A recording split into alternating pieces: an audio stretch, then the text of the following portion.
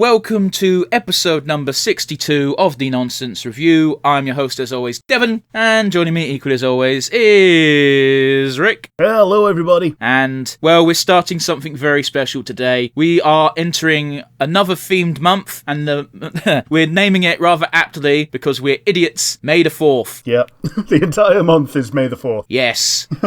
And this is the first of the May the 4ths. Exactly. If only this first episode came out on May the 4th. Unfortunately, May the 4th is on a Wednesday, and we're not swapping non-stop and nonsense just for that gag.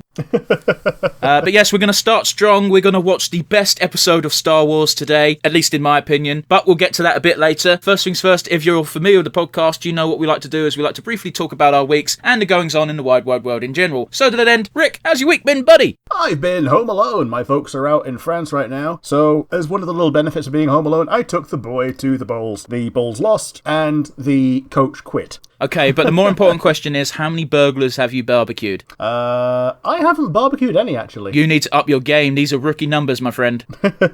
So the coach of the Bulls has been on a losing streak or something, I assume, that he rage quit. Yeah, it's more the case that he's so sick of the fans getting really toxic at him for basically, well, okay, he brought them up from the league below and then kept them in the middle league. Yeah. And, like, his style is very regimented. If you are a maverick, he doesn't like you, and he doesn't play you, and you stagnate. So he wants people that can follow orders, but only orders. So he could not manage a football team? No. Because they are all pricks.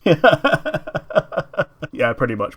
So it's by mutual consent, both the board and the coach have decided to part ways. He's still going to be the coach for the Wales national side, so he's not gone from the game completely. But yeah, the future is the future. Oh, well, the national game is a different ball game entirely, though, isn't it? Oh, literally, yeah, because the players are already coached by another coach. You've basically got to pick. You don't need to pay the players. I mean, you do. They've got basic wages and their basic needs are met. But, you know, it's like, hey, do you want to represent your team? Cool, great, you're in. You match my style, I want you. He doesn't have to fucking negotiate contracts and shit. And that's just it. It's the style that's been the sticking point for a few people. So maybe some things might change. Obviously, something's going to change. They're rudderless right now, but oh well. The thing that's happening out in the world, though, Disney, I talked last week about them releasing a gacha game. They're now releasing a thing called Dreamlight Valley to be a cross between The Sims and Stardew Valley / Honestly, I've looked into it. It looks like it's pretty much one for one an Animal Crossing clone, except it involves Disney characters. Yeah, fair enough. You go to Stitch's house and see how his apples are doing. I'm going to be very interested in this because they've promised that it's going to have a long shelf life. They're going to constantly update it with as new movies come out and new franchises exist. They're that's interesting. Apparently going to add content based on that. They haven't said it's going to be free though, so you know. Yeah, I don't know. Like, did it say it was going to be a mobile game or if it was going to be a console game? No, I meant the updates. Oh, okay. As for a console game, at least to start with, it's exclusively on the PlayStation 4 and PlayStation 5. Okay, so it looks like it's going to be buy to play. Oh, it's going to be buy to play. Again, it's the updates that they're talking about. I'm unsure of whether they mean DLC as opposed to updates, you know? Yeah, the good old microtransactions that get so large that they end up as proper transactions. Yeah. I don't think it's going to be microtransactions. I think they've looked at Animal Crossing and they're going to try and mimic that. However, instead of having free updates that make you be able to do more stuff, the updates are going to be pay us a $5, bitch. Yeah. But yeah, it looks cute. Yeah, it looks decent. There's not a lot to go on right now. But the actual, sorry, I do remember this bit of information in that the full game's not out until 2023. However, if you buy the special founding pack, you get to play it in June of this year. So, yeah, so it's kind of like a glorified beta test, really, when you think about it. Yeah, how many people want to play for a game a year in advance just to get like a couple of days worth a year in advance? I mean, quite a few people. Oh, yeah. It's Disney, man. You can't undersell the appeal of that. Yeah, absolutely. Like, the article that I read basically said, yeah, this is the one Disney game that's going to appeal to adults more than anyone else. Quite possibly. Like, I got real Kingdom Hearts vibes. Yeah. The art style very much looks like it. But yeah. The last thing is that the Elon Musk Twitter merger seems to be going forward now that the Twitter board seems to be on board with it. I don't know about you, Rick. I don't care. It's one of those. It's been a long time since Twitter was good. I use Twitter because I have to, because we promote the podcast on it. Yeah.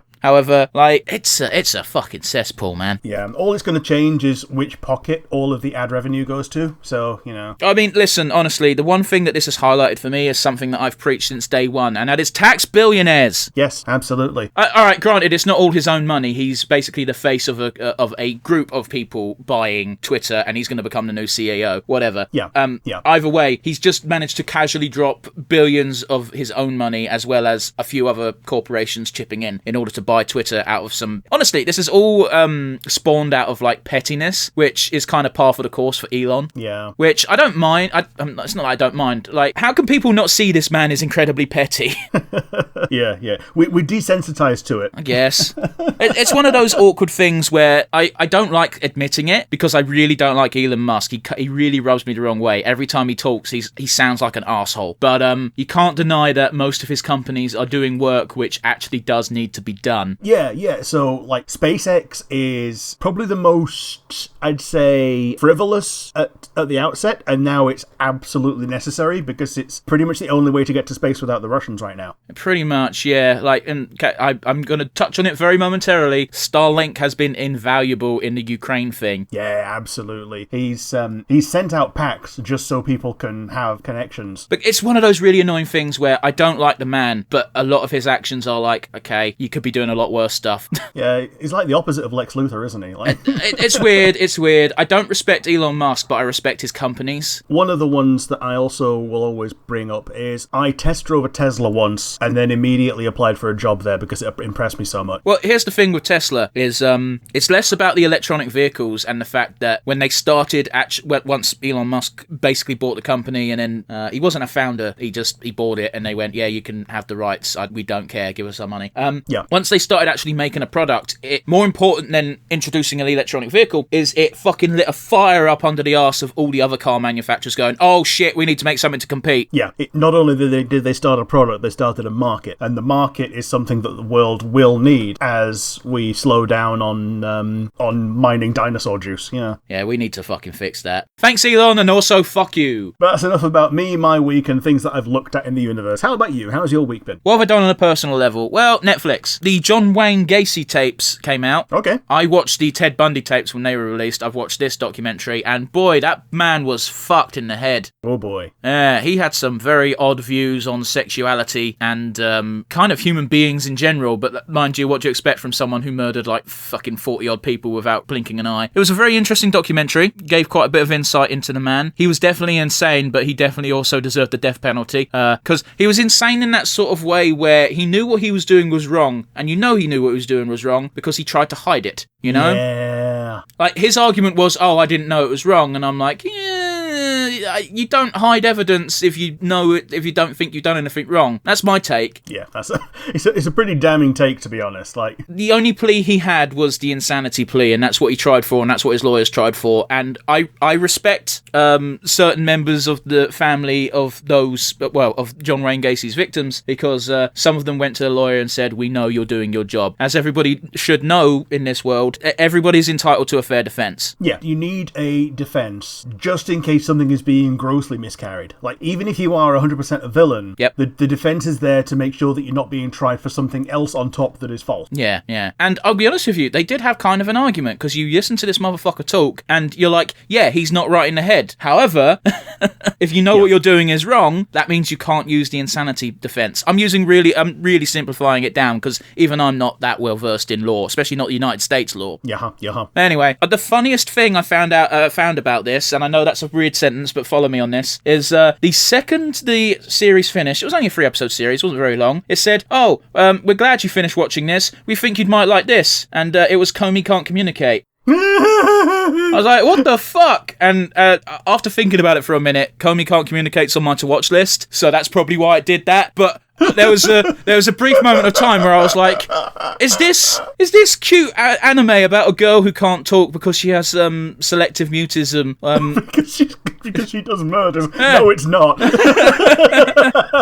yeah, that gave me a chuckle. Moving on to the wide world. Yeah. Sony's being weird about Spider-Man again. Oh, are they? Okay. they've announced a new film that they're going to film called El Muerte, or El Muerto. I don't really know how to pronounce it. It's a Spanish name. It's a spin-off, basically, based on a villain who has shown up in precisely 2 issues of Spider-Man. That is a weird choice. Yeah. Weird flex. Pretty much, man. He's a Mexican wrestler, and they've apparently cast Bad Bunny as this El Muerto character, and that motherfucker is a rapper, I believe, and he did some time in WWE for a guest spot, and he did really well. So, At the very least, they've cast a good person for it. Yeah. Can't quite see it being a very important movie in the franchise. Oh, it sounds like one of those that they're doing so they don't lose the rights again. Yeah. Although that being said, they've still got Craven in production, and I've seen some shots of production on that, and it looks decent. Yeah, maybe. Anyway, moving on. Not much we can add to that. It's a very weird story. It is a weird story. Here's a fun weird story. Stardew Valley modders are currently engaged in a war over Grandpa's bed. Someone made I can't remember what mod kickstarted it, but someone made a mod about Grandpa's bed at the very beginning. You see it for 2 seconds in the opening cutscene, and then it's never mentioned again. And it's like, slightly better Grandpa's bed. And then someone posted up a new mod, slightly worse. And then, no, Grandpa has no bed. Grandpa is the bed. And then, haha, fool, you thought I was Grandpa, but it was me, Robin. Stardew modders be crazy today. Man, all I can think about with Grandpa's bed is Grandpa Joe and Charlie and the Chocolate Factory. Oh, geez, yeah, it's not quite that level, but yeah. I've got one last thing to say, because it came up today on the Twitter. A bunch of people are calling for Chris Pratt to be replaced as Star-Lord in Guardians of the Galaxy, over essentially a fabricated claim that he attends a church that is incredibly homophobic. Huh. Which is, I don't know Chris Pratt personally, and I'll be honest with you, I don't really rate him that highly as an actor. However, can people stop doing this shit? Just saying stuff on Twitter, and then it's snowballing out of control, and you know, there's no facts behind this. I know he attends a church, and that's it. Essentially, as far as I can tell, the rumour started because he worked for a director who is high up in this church at one point in his career. Okay. And that's about the only connection I can find with concrete evidence. That really doesn't... that's nothing, mate. It's very odd. And what's odder still is when these allegations have reached Chris Pratt, and he straight up went, yeah, no, that's not true. So, I don't get it. Well, Disney have also been making a show of not doing what fans want just because they want it loudly. Yeah, except, how'd that work out on James Gunn? Well, yeah. So that was what taught them to maybe take a step back and make their own decisions for themselves. Also, it's Twitter. No one cares. Yeah. Contrary to what we talked about before, yeah, still nobody cares. I was just, I posted our most recent retro, the Super Sentai one, and it was trending, and I was like, why are people shitting on Chris Pratt? I don't get it. Like, the only thing I'm going to shit on Chris Pratt for is he should not be Mario, because I feel like the voice actor for Mario for, 30-odd years deserves more of a shake than nothing. Charles Martinet, was it? It was also Parthenax. Those are the 2 roles I know he's done, but yeah, I don't know his name. Anyway, let's get on with what we're here to do today. The very first episode of May the 4th, which is the entire month. Haha. As I said earlier, I gave you a little bit of teaser. I told you that we were going to be watching the best Star Wars episode, at least in my opinion. Don't know if Rick has the same opinion. I do. Awesome. So, on the count of 3, Rick, I want you to say at the same time as I what the best episode of Star Wars is. So, 1, 2, 3, The Empire Strikes Back. Empire Strikes Back. That's going to sound awful when we do it back because we can't sync up for shit, but you know. No, we definitely can't sync up for shit. Star Wars, The Empire Starks Back. Starks Back? The Empire Starks Back, apparently.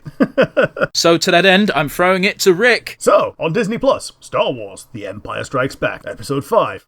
3, 2, 1, and go. Fuck. I forgot to do my volume.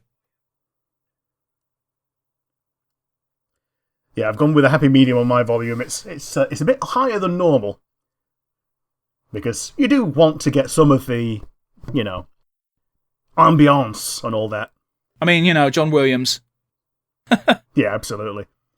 It was brought back in to do Obi-Wan's theme for the Obi-Wan show as well. Yeah, you told me.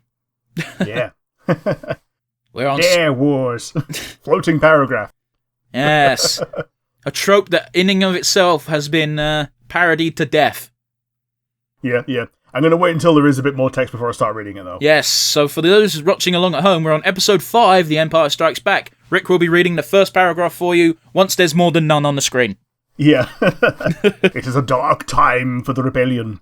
Although the Death Star has been destroyed, Imperial troops have driven the rebel forces from their hidden base and pursued them across the galaxy. Yeah, so essentially there's always a time skip between films, and these serve as, like, basically getting you up to date, and this is what's happened in between movies.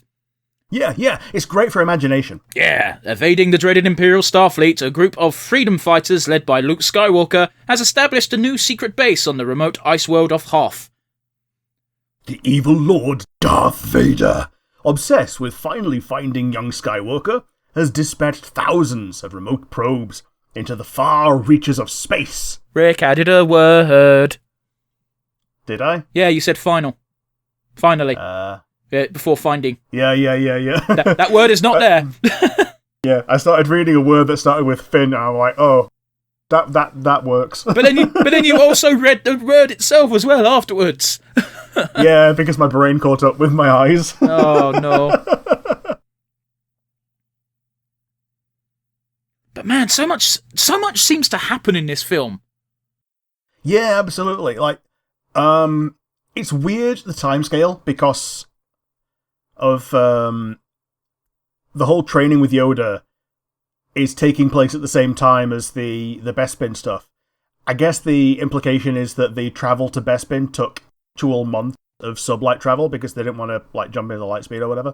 Yeah, must have been. Because otherwise you can't train with Yoda in like a week. I mean, you got to bear in mind, Yoda didn't train him like a proper Padawan. He trained him. He basically gave him the Cliff Notes version. You know, like he assumed that Obi-Wan had told him something, which he kind of hadn't. Vader assumed Obi-Wan taught him everything, which he hadn't. Like, we saw what Obi-Wan taught Luke, and it was basically... Here's how you hold the damn thing, and also use the Force. Sit down in my house, and I'll tell you what the Force is. Like, really vaguely, and then play tennis with a ball. Which, by the way, that's one of the training... when you train on the VR set, on the VR experience, that's all it is. Okay. It's very fun. Although, don't do that shit with your eyes closed, because you cannot do it in real life. We're going to see the Wampa in a minute, aren't we? Yeah, we are. Have you seen the deleted scene? Maybe? It's one where there's like a no entry sign. Weird. C-3PO rips off the no entry sign. A stormtrooper goes over there, and then a Wampa puts its arm through the no entry sign and pulls the stormtrooper in. Okay. I haven't seen that scene, however, that sort of shit happens in so many video games that now explains that scene being in so many video games. Yeah. Including Lego Star Wars. Yeah. Like, it's the kind of thing that Lego Star Wars invents fun things all the time. Yeah. That feels like something Lego Star Wars would have made up. However, yeah, it was a deleted scene. You're saying that, though, like the same thing happens in the Dash Rendar game. Okay. What was that? Shadows of the Empire or something it's called? Yeah, Shadows of the Empire. Yeah, the very first level's on Hoth, and you can enter a room that just has 3 Wampas in it, and they will fuck you up. Yeah. By the way, you may notice a lot of additional Muppets in this episode, because Frank Oz really shines. Muppets both ways as well, because they've these are the enhanced edition, so there are more Muppets here than there were in the original release. Fair enough. So there's some digital Muppet. Well, that don't count as a Muppet then, does it? Well... No. Doesn't have a hand up its arse, therefore it's not a Muppet. A digital Mupp-alike. Wow. There's that fuck me energy. Yeah. It's the female equivalent of smouldering.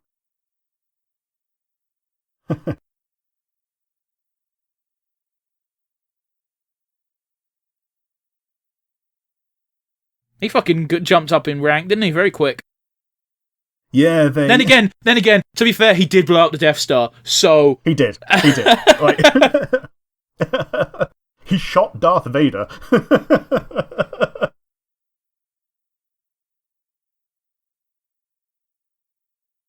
Well, it's one of those, isn't it, where I don't think Han is ever officially, technically a member of the Rebellion. He just helps out a lot. It's a weird thing where I don't think anyone's technically a member of the Rebellion apart from the leadership. Everyone else is just like... They just live there, They fly. They do their good aligned terrorism. I hate that sentence, but fair enough. Yeah, chaotic good terrorists. Well, they're not really terrorists because they don't target civilians. Yeah, fair enough. I feel like that's one of the core things that you cross a line into terrorism when you attack innocents. Like, Han Solo's entire problem would have been solved by PayPal. Yeah. So, this is one of those things that it could only have happened in, like, the 70s. Yeah. It also shows how fucked up the Empire is, though, to a certain degree, in that if somewhere doesn't take the Imperial credits, currency's hard to get. Like, we see it in the first episode of Mandalorian, for fuck's sake. Yeah. And that's even, they give him Imperial credits, don't they? Yeah, and he says, well, that's no fucking good, because the Empire's gone. Yeah. Yep.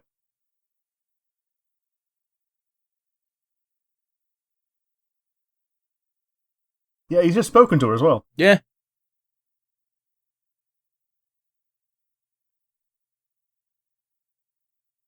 God damn. Like, if C-3PO was a person, he'd have gotten punched, like, several times. Yeah. Han Solo is just smart enough to know, if I punch him, I'm going to hurt my hand. And also the guy piloting the suit. Yeah. Like, he does come off as a right prick, does, what's his name, Anthony Daniels? Yeah. Yeah. I've got his autobiography. Oh, fair do. I've not read it. Well, here's the problem, right? You only want to read it for one thing, and Anthony Daniels comes off as a person who's resentful that he's known for that thing. Yeah. And I don't blame people like that. Like, fucking Alec Guinness is the well-known one, where he didn't hate Star Wars, he hated the fact that that's all anyone thought of when they thought of Alec Guinness. Yeah.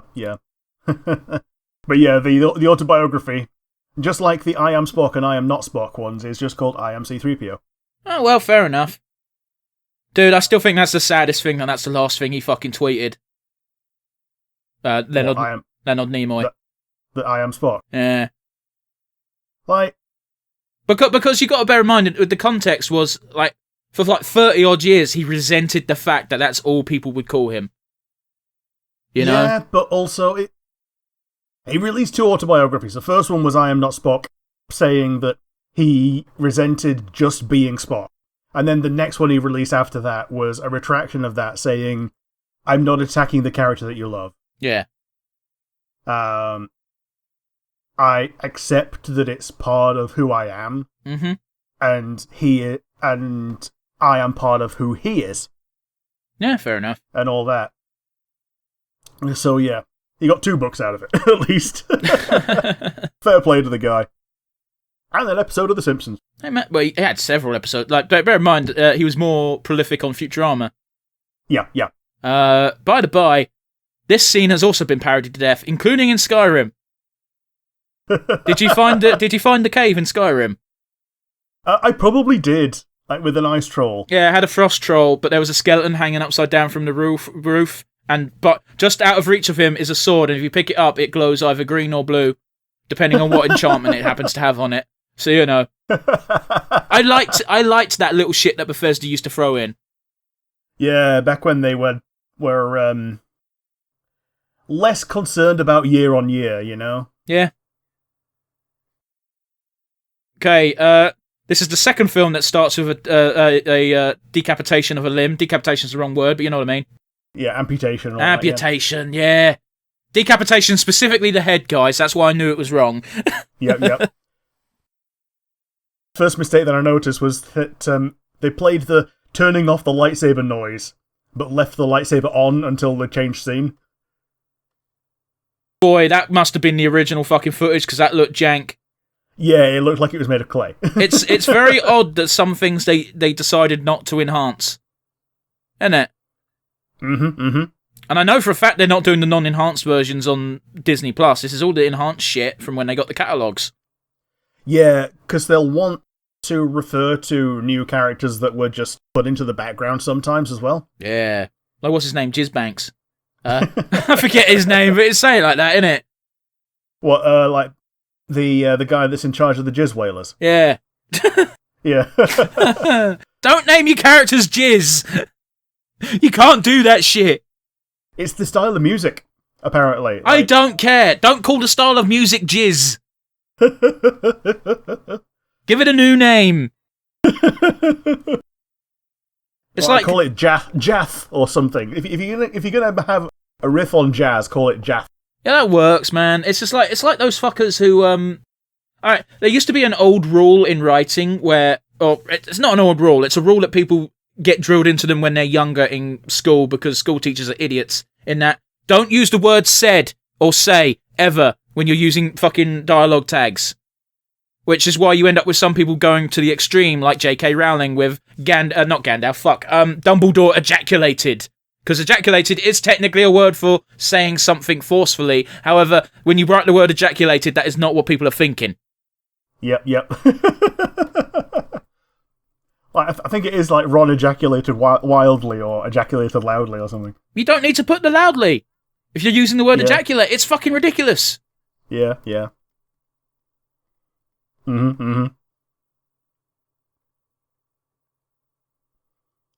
Man. Oh, fuck. 3/4 of this fucking shot are dead. Leia, go give Chewie a hug.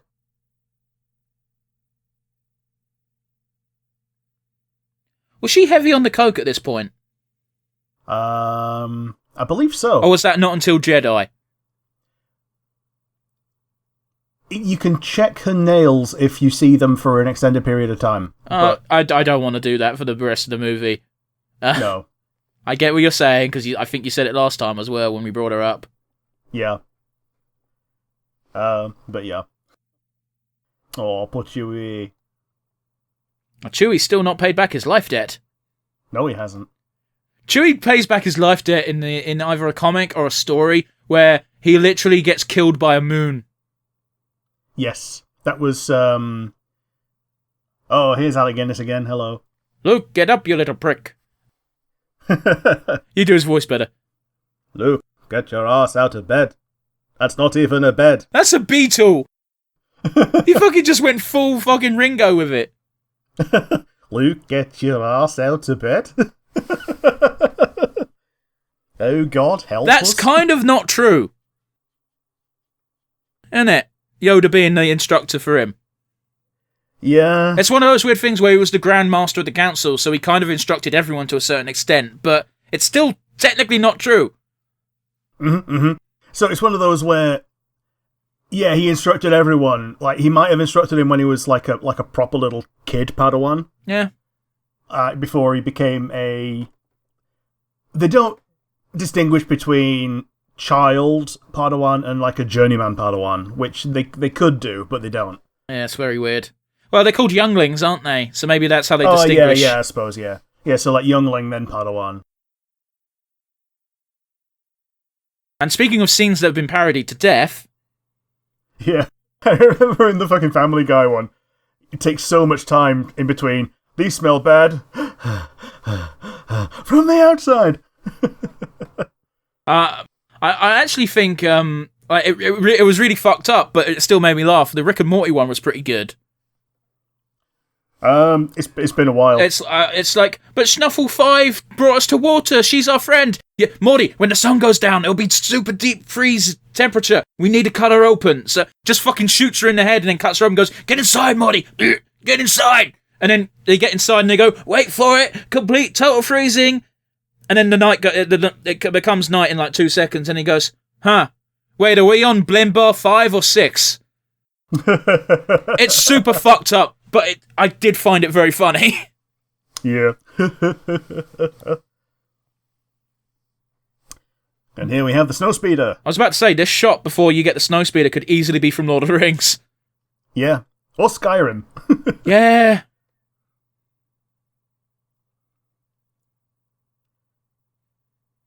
Yeah, Hobby. He does not look comfortable in that cockpit. No, he's been jammed into it. Yeah. Yeah, there's Hobby and Jansen, who are the two X-Wing pilots that get used in fiction alongside Wedge. Okay. And they pretty much only appear in this film. That's fine. That's one of the beauties of Star Wars. And Jansen is Wedge's gunner when he's in a Don't speeder as well. Don't do that when we're recording the podcast. Oh, the yeah.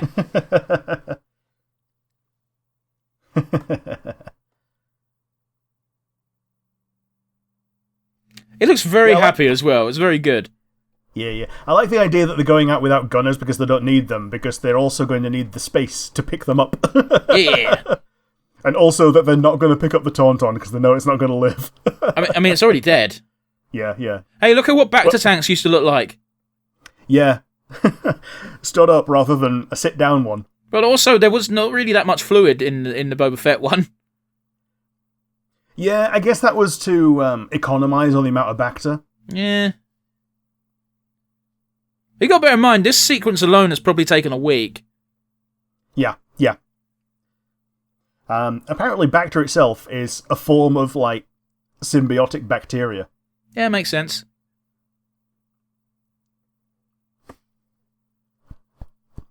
And yeah, Han's still snarking. Hey, to be fair, that's kind of his gimmick. Yeah. What was it? I saw a post ages ago where Han Solo's only ability in this magical space world is basically he's confident and he owns a Chevy. That's it. Yeah, he's the rogue in a party of paladins. I wouldn't know. There's one paladin, and that's Luke, and even then he's not really a paladin yet. Hey, you do not use that word. That is our word. That's another Family Guy joke that's great. Yeah, Nerf Herder basically just means shepherd as well. Yeah.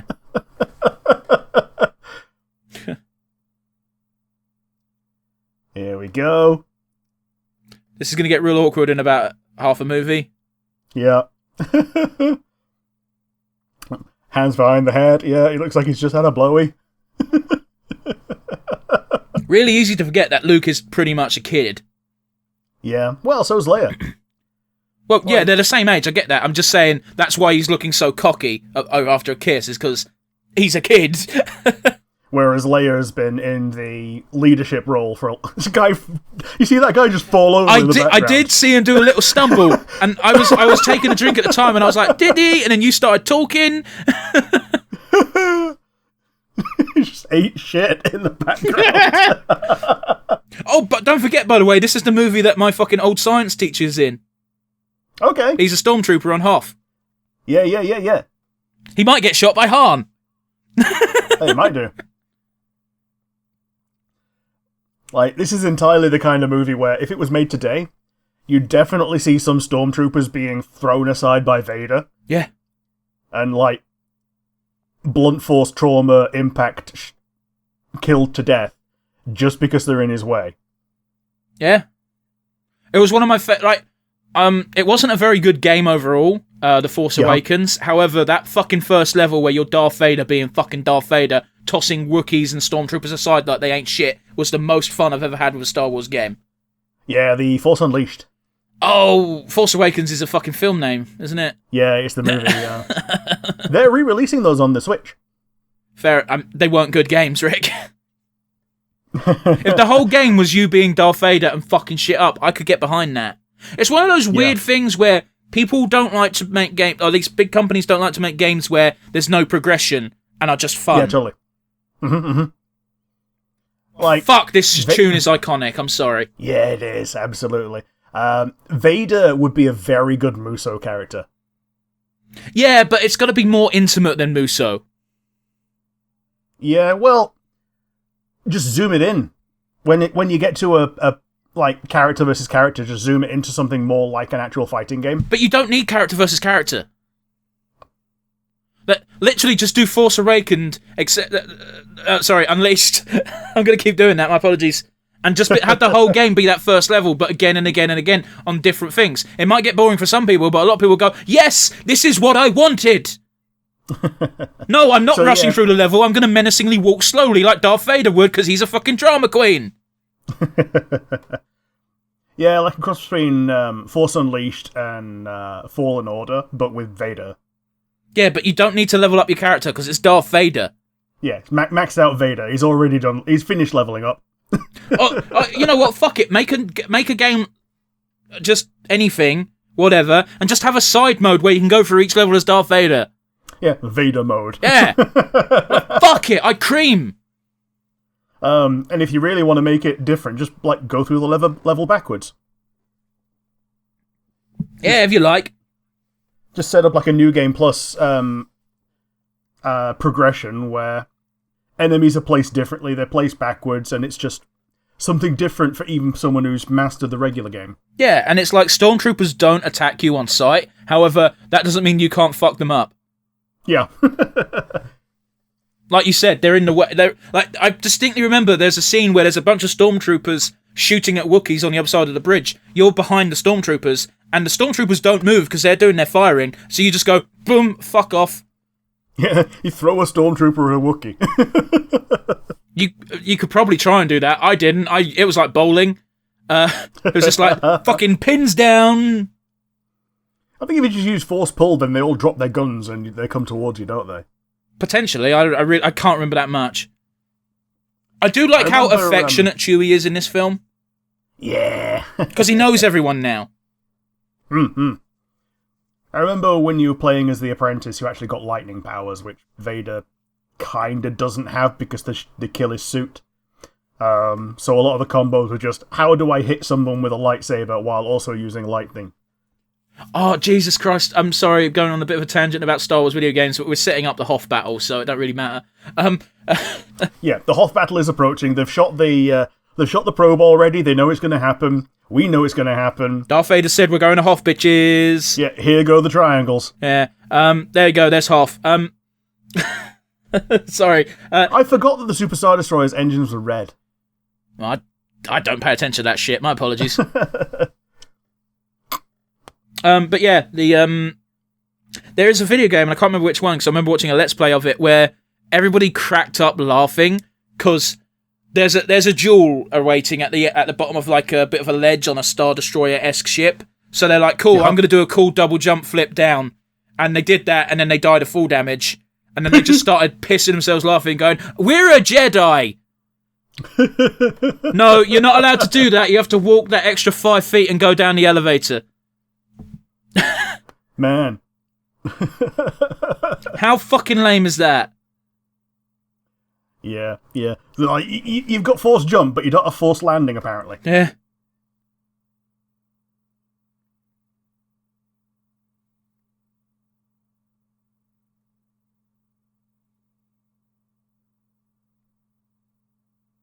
Now, something very interesting about that character in the comics is, at that moment, that character that didn't die, the one that's alive, obviously, they can't do it on screen because it involves thoughts, but in his brain he's going, right, cool, that's terrifying, I'm scared. And then the next time he encounters Lord Vader after his failure, because guess what, Hoth doesn't succeed because they don't get Luke, he tells Vader doesn't kill him, and then he just makes a silent he resolves his will and silently makes a promise to himself to never be scared of Vader, because as long as I'm doing my job and don't disrespect him, he's probably not going to kill me. Yeah.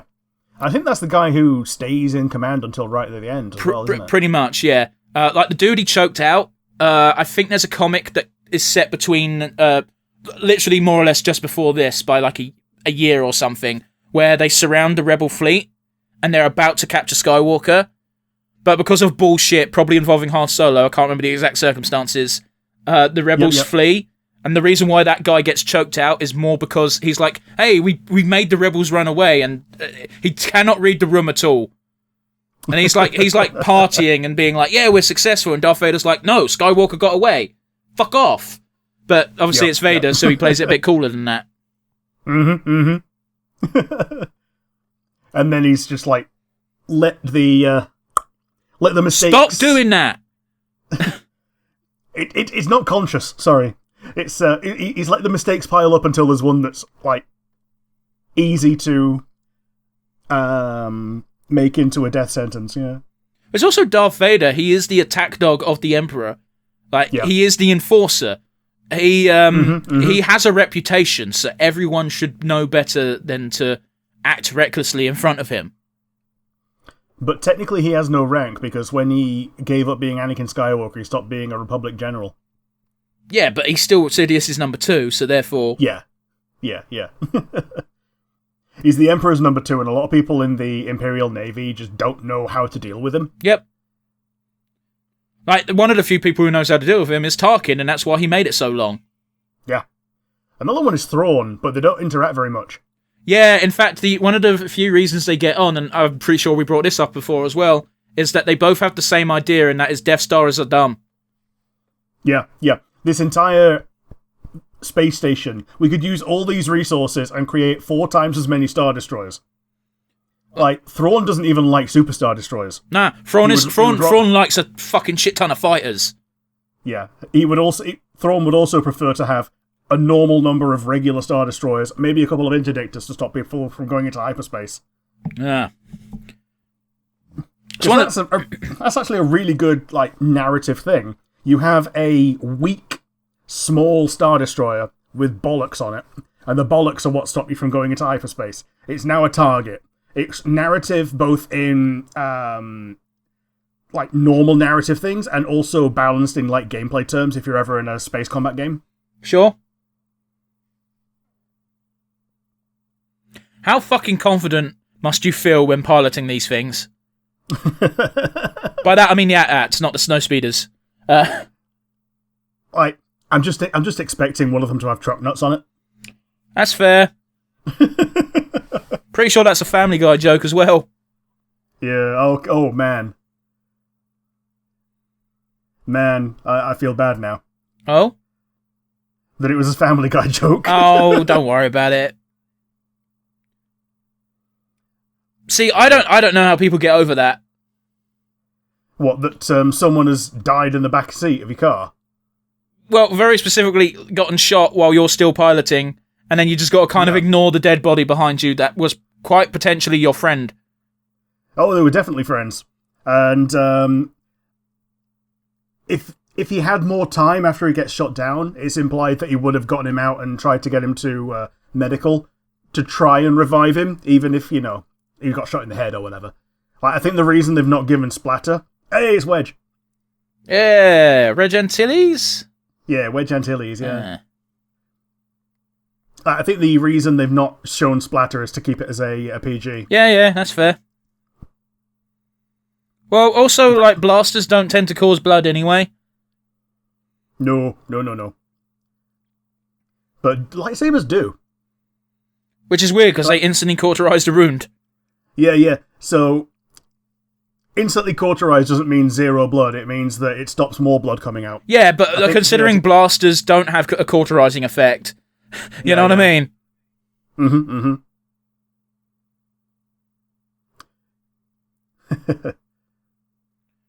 Here's the thing, alright? This is what I would do if I was in command of the AT-AT squadron. Is the moment one went down, I'd be like, everybody stop walking.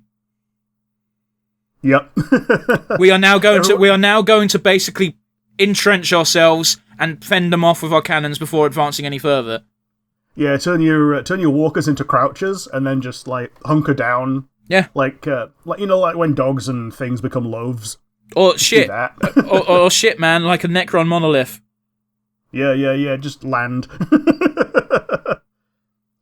Okay, last time I saw a monolith it was a little pyramid that floated around, so I don't know if they changed the model since then. I think it's still the same gist. Except now they charge you £100 for the model because, yeah, plastic's more valuable, I guess, but no, not really. Oh, it's year-on-year growth. Like, yeah, but not that much, bud. Remember when monoliths were £45? I remember when they were the same price as Land Raiders, and that was £30. Well, there you go, you're older than me. What do you want? Yeah. And people thought Land Raiders were expensive because a fucking Rhino was a tenner. Man, I've never known a Rhino to be cheaper than 25. Man, the Snowtrooper uniforms are cool. Yeah, they are. They do look a bit KKK, though. They do a bit. They do a Flame Trooper as well that's basically a Snowtrooper with, obviously, a flamethrower and a tank on their back. That fair. So that's the only other way that they reuse that, whereas normally it's a normal Stormtrooper thing with a shoulder thing. Like the Sand Trooper, apparently, is separate to a Stormtrooper, except it fucking isn't. you know? Yeah, they used to like to do that with the fucking Battlefront games. Yeah, it's toy logic, I guess. Yeah. If you can market something that's exactly the same as something different, then why wouldn't you? Yeah. I'm going to talk about wrestling very quickly, but there was an interesting, they used to do a thing on WWE Network called Table for Free, which is they get 3 wrestlers with a similar background or gimmick or something, and they'd sit them at a dinner table and they just shoot the shit for half an hour while they eat. And one of them had Sheamus, William Regal, and I think Ray Barrett, can't remember, it's been a while. William Regal and Sheamus are the 2 key players. Sheamus did this crazy thing at one point where he gave himself a mohawk and braided his beard.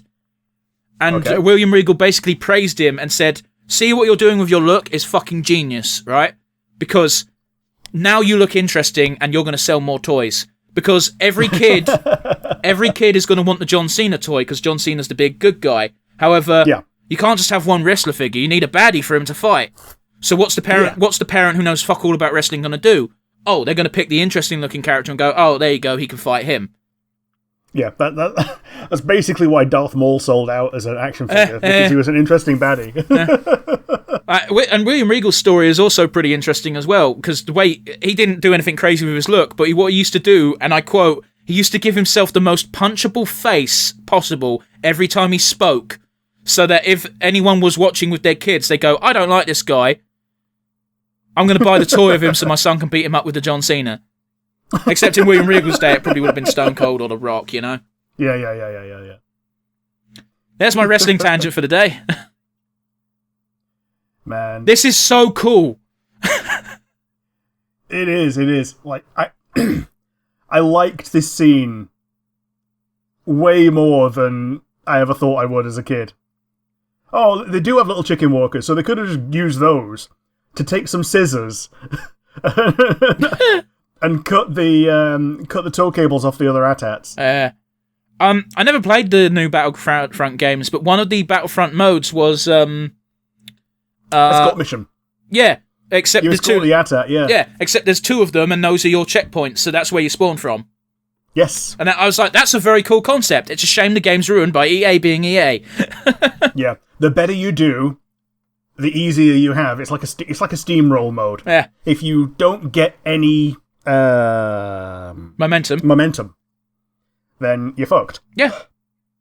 Oh, that's the that's the one that he pulls it off. Yeah. Oh, okay. And they've okay. There's a very cut away from it so he doesn't do it. Yeah. That's a very small scene as well. That's cute. That's adorable. That's awesome. How many more words can I say? But yeah, that was the no entry sign that C-3PO pulls off. And of course, only he knows how to read it because he can read 6 million languages. Yep.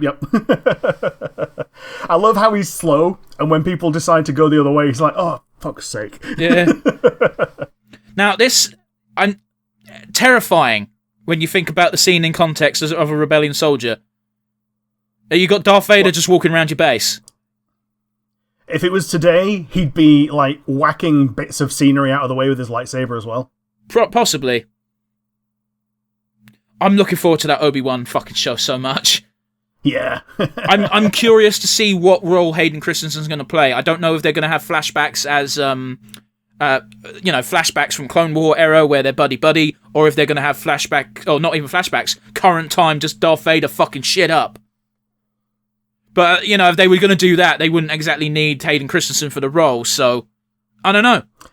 They wouldn't, but yeah, it's one of those where I think it might be there might be some flashback stuff, there might be some current stuff. A mix of both would be the ideal. Yeah. Because, you don't want it all to be one and not the other, because we've seen what entirely flashbacks does to a show. Yeah. The annoying part is the flashbacks for that show is the only fucking story. Really? Yeah. Yeah, it's like an extended origin scene that happened over multiple episodes that, no one asked for. If it was just that, it could have been quicker.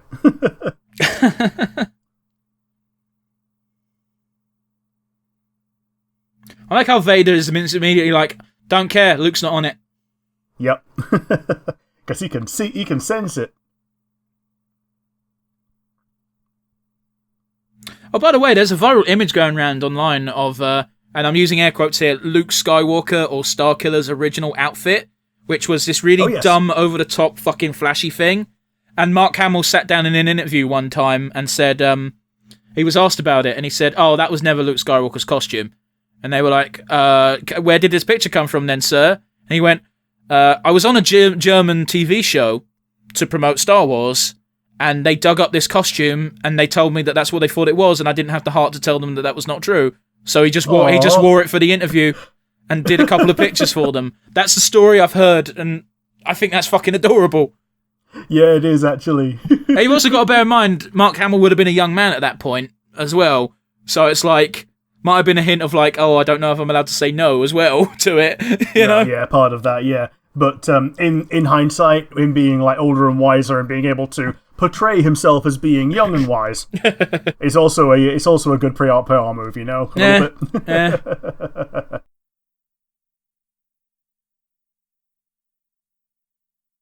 Oh yeah, now you can see them, yeah. This is JPEGs travelling across the universe. Didn't have JPEGs back then? Yeah, bitmaps. I take the piss with Han Solo being confident in having a Chevy, but he can drive that Chevy. Yeah, he can. These guys can't drive actual massive warships and not crash into each other in space. All they have to do is go up or down. Yeah. Oh, we're going to get the line in a minute, aren't we? Of Never Tell Me the Odds. I believe so. Oh, wait, not until we get to the asteroid field, I think, maybe. Yeah, it's the asteroids. Can't wait to see the asteroids, because in the background there is definitely an asteroid that is just a shoe. I forgot that one. Yeah, it's great. I love it, because I got told that as a child, and I've never forgotten it. Fucking shoe.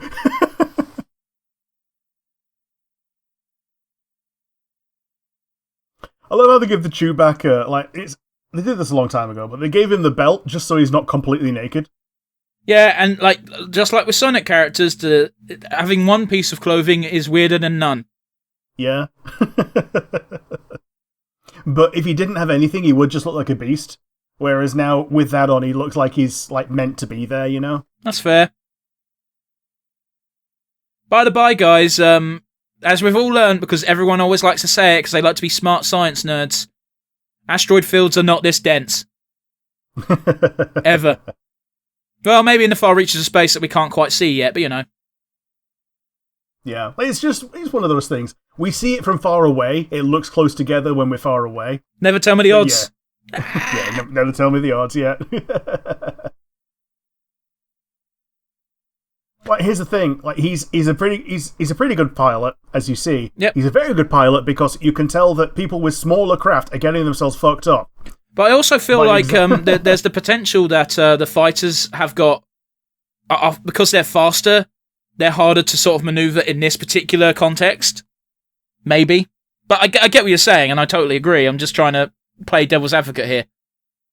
Well, part of the idea of the Falcon is that it's meant to be the fastest ship in the universe. That's bollocks, though. Yeah, I know, right? Maybe when it was new. They have hyperspace. Anything that can go into hyperspace can just automatically just be at light speed. Well, there you go. Man, these asteroids are cool. They are. This level in LEGO Star Wars is actually quite fun as well, even though it made no goddamn sense.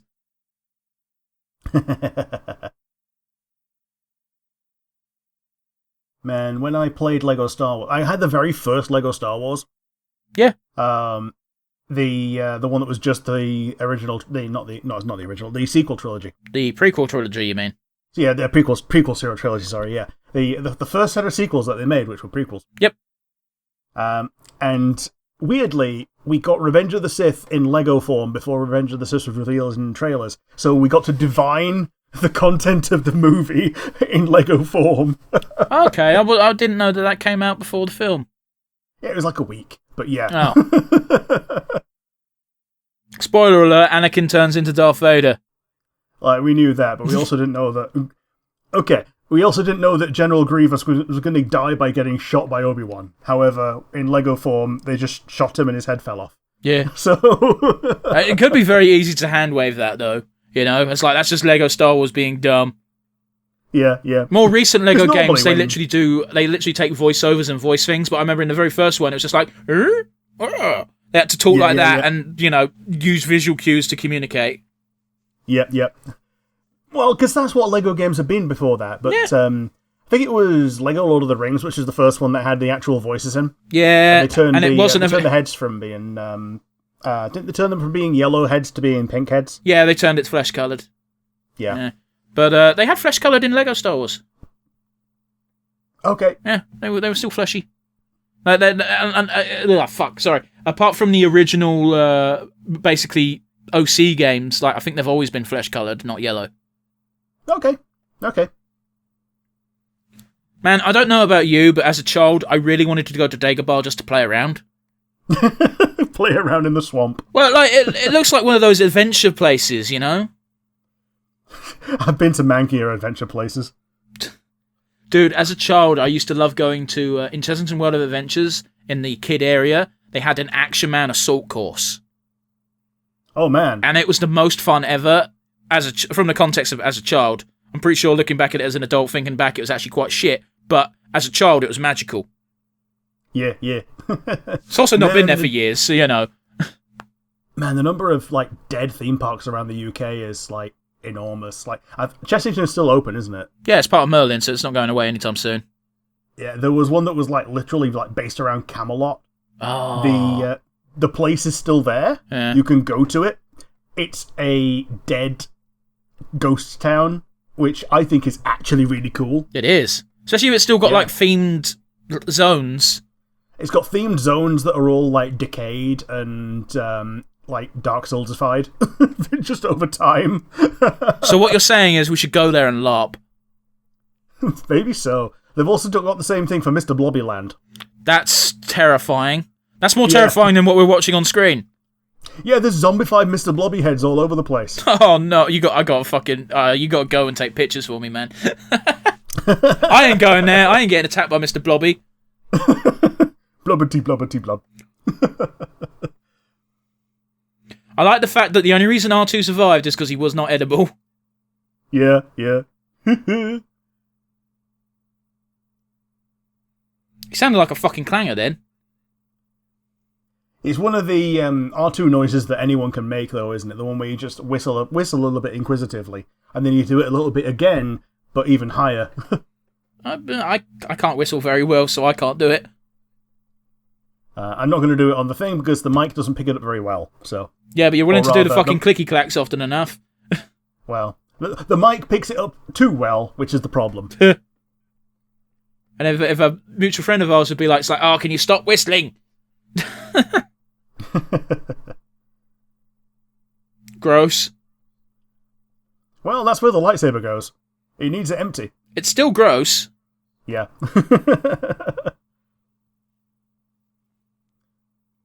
Wait politely for the door to close. Dude, as an aside, on Star Trek, when they had that effect, it was literally just people pulling on pulley systems. Yes. And it's that story of, like, the amount of times people had to fucking... would just walk into doors because they had to just act as if they were going to open every time without fail. Yeah. It's fucking great.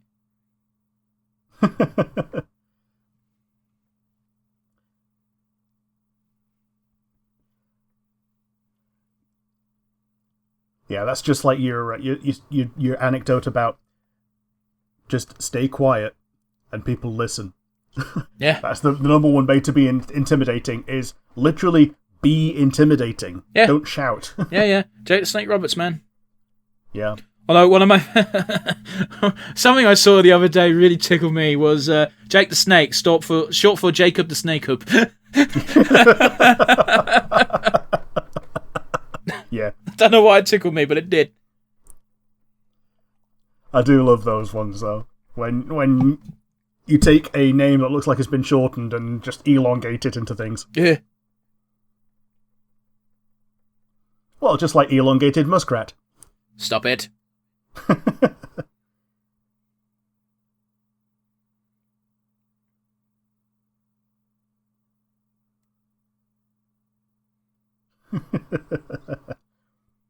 Sass to sass combat.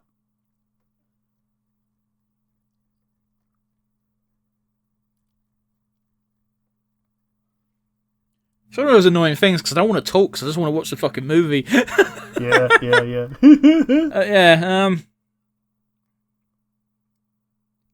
Yeah.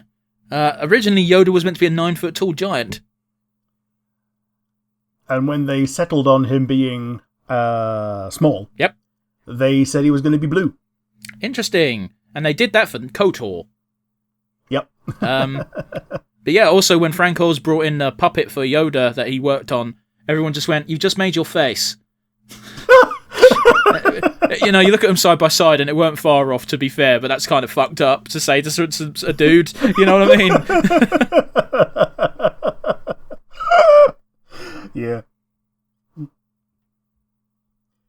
Could you? It's one of these weird things where, like, they treat planets as locations. Yeah. Rather than planets. Oh, fuck, there's a snake there. Yeah, there is. Whereas if you go to Earth to look for someone, you're not going to find a person on Earth. Yeah, but the Force? Yeah. It's not Luke finding Yoda, it's Yoda finding Luke. Yeah. Because isn't there some bullshit about Dagobah being very, like, it's like enshrouded in, like, dark Force energies, and that's what helped Yoda stay hidden? Yeah, like the tree is all, like, super dark Force stuff. And it's not that he wants to be there, it's that it's a good place to be to, like, kind of counteract it. Otherwise, he's like a shining beacon of light around the universe. Yeah. This race is super fucking high in Force energies, bro. Yeah. From a sample size of 3 in canon. Yeah, the KOTOR... 4 if you count the one in KOTOR. I was going to say, the KOTOR dude, Yoda, Grogu, don't know the other one. Yaddle. Never heard of... Oh, is that the female one, is it? Yeah, it's just Yoda in a wig. Oh, fuck off. It's Miss Piggy. It's literally Yoda in a wig. Yeah, someone pointed out, like, there's so many more quotable lines in Revenge of the Sith than in the entire original trilogy. Like, what do you remember about Yoda and Luke first meeting each other? It's, away put your weapon, I mean you no harm, and hey, that's my dinner. However, later on, the line of do or do not, there is no try is pretty fucking good. Oh, absolutely. That's a tattoo line. Yeah. Speaking of tattoos, one of the things MCM has been advertising, like the last... granted, not the last one, because it was still sort of COVID era, but before COVID era, the last 3 times we went, it's like, we've got famous tattoo artists that have the rights to do Star Wars and Marvel tattoos, and I laughed, because I went, as if anyone's going to fucking stop them. Yeah, you're not going to get a fucking cease and desist on your skin from Disney. Nah. And if you do, that's not a case that'll win. No. No, because, like, fan art... The whole point about fan art is it's fan art. And all the person who has the tattoo has to do is... well, it's fan art either way. But the thing is, you could say that the person that made the fan art made money out of it. Yeah, except guess what? Fan art's being sold all the time. The only thing that seems to get actively attacked is fan fiction, and I still don't know why. Yeah. When it comes to making money, obviously fan rights get taken the piss out of all the time, but you know. Yeah. Yeah. Bollocks, I was going to say something, but the point's gone. I've got plenty of fucking stuff on me that I could probably... technically, I don't own, so therefore should not have tattooed on me. Yeah, like Lady Maria. Yeah. Although, fun fact, when I had the Lady Maria tattoo done, and the tattooist was looking up pictures, he was like, hey, do you want this one instead? Because this one's kind of cool. And I was like... I was really tempted, but I eventually said no, and I'm looking back in time, and I'm like, I wish I went for the other one just a little bit. had a bit more of a pop of colour to it, because it was like a portrait rather than just the face. Sure. Like, the things that you remember about Lady Maria are sitting in the chair dead, grabbing someone's arm, and setting her weapons on blood. There's footage of me going, blood and fire, what the fuck? Well, that's a standard buff now in Elden Ring, Blood Flame Blade. Bleh. I paid for the fucking game. I'll play it eventually, but fuck, I don't like it. You just got to treat the dungeons as the reward for the shit that you don't like. That's not how games work, Rick. If I'm not having fun all the time, what's the fucking point? Oh, that's why I'm not subbed. Okay. I didn't even bring that up. Yeah, but that's exactly it, though. Like, the reward for doing the shit that's not fun is the thing that is fun. Yeah, but the thing is, I also unsub from that game when I'm not actively doing things in it. Like, right now, that new raid's out, and I have fun doing the new raid, therefore I'm subbed. However, I also only play the game, 2 times a week to do the raid and to do a Chloe book. Because I've got to help Chloe, because she's precious. Yeah, she is. Oh, yeah, stay clear of websites, because... websites in general. Gaming websites, because there's already spoilers for the raid as articles on them. Okay, but I've done the raid 3 times now. No, the new Ultimate. Okay, I'm never going to do Ultimate. Fuck you, crazy? There's a potential, actually important spoiler for it. Oh, is it the stuff from Final Fantasy VI? No. Oh, I ain't got a clue. What is the new Ultimate, anyway? It's basically Heaven's Ward abridged. I don't see how that could possibly spoil anything. It's more about... Just spoil it, no one cares, go! Okay, it's the middle of the thing. Anybody who's watching this far is not going to be watching it for spoilers. Yeah, apparently there's going to be a way to stop Horsefant from dying. That ruins the entire plot. Yeah. Also, they can't be. Because not everyone does Ultimate content. Mm-hmm. I feel like that's people just chatting shit on the internet because it gets clicks. Yeah, maybe. Because also the title of it is something like... Beloved Heaven's Ward person returns. Yes, stopping a dear friend from their sacrifice. How many times do you visit that fucking grave at the end of a major plot point? All the time! 6 times, yeah. Between very few expansions, yeah. That's quite a lot.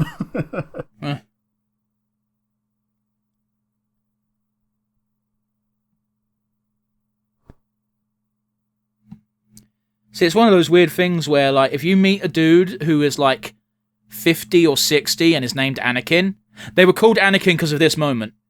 Yeah. If you see anyone who is less than 30 named Anakin, they got named after something really shitty from Star Wars Phantom Menace. Yeah. They were named after fucking, mop-top tails.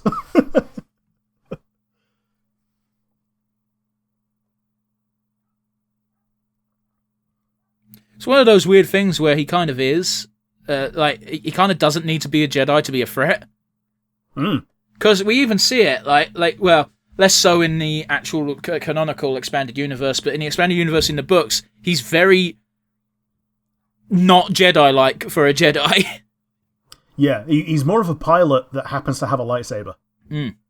And that becomes such a trope that when Luke becomes the Jedi Master that has to train all the new generation, they basically have to invent more people to be that trope of pilot with lightsaber.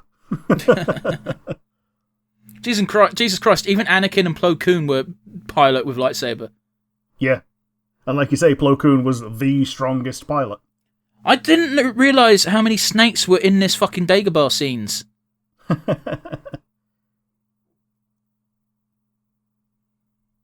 There was 2 on the table.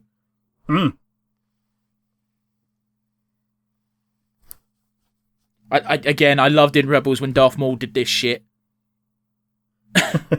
Yeah, Darth Maul pretended to be crazy. And it's just this is just what Force sensitive do when they get old. They like to fuck with kids.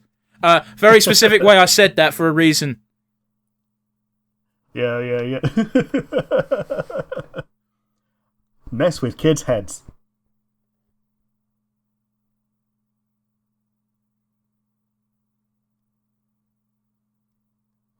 There we go.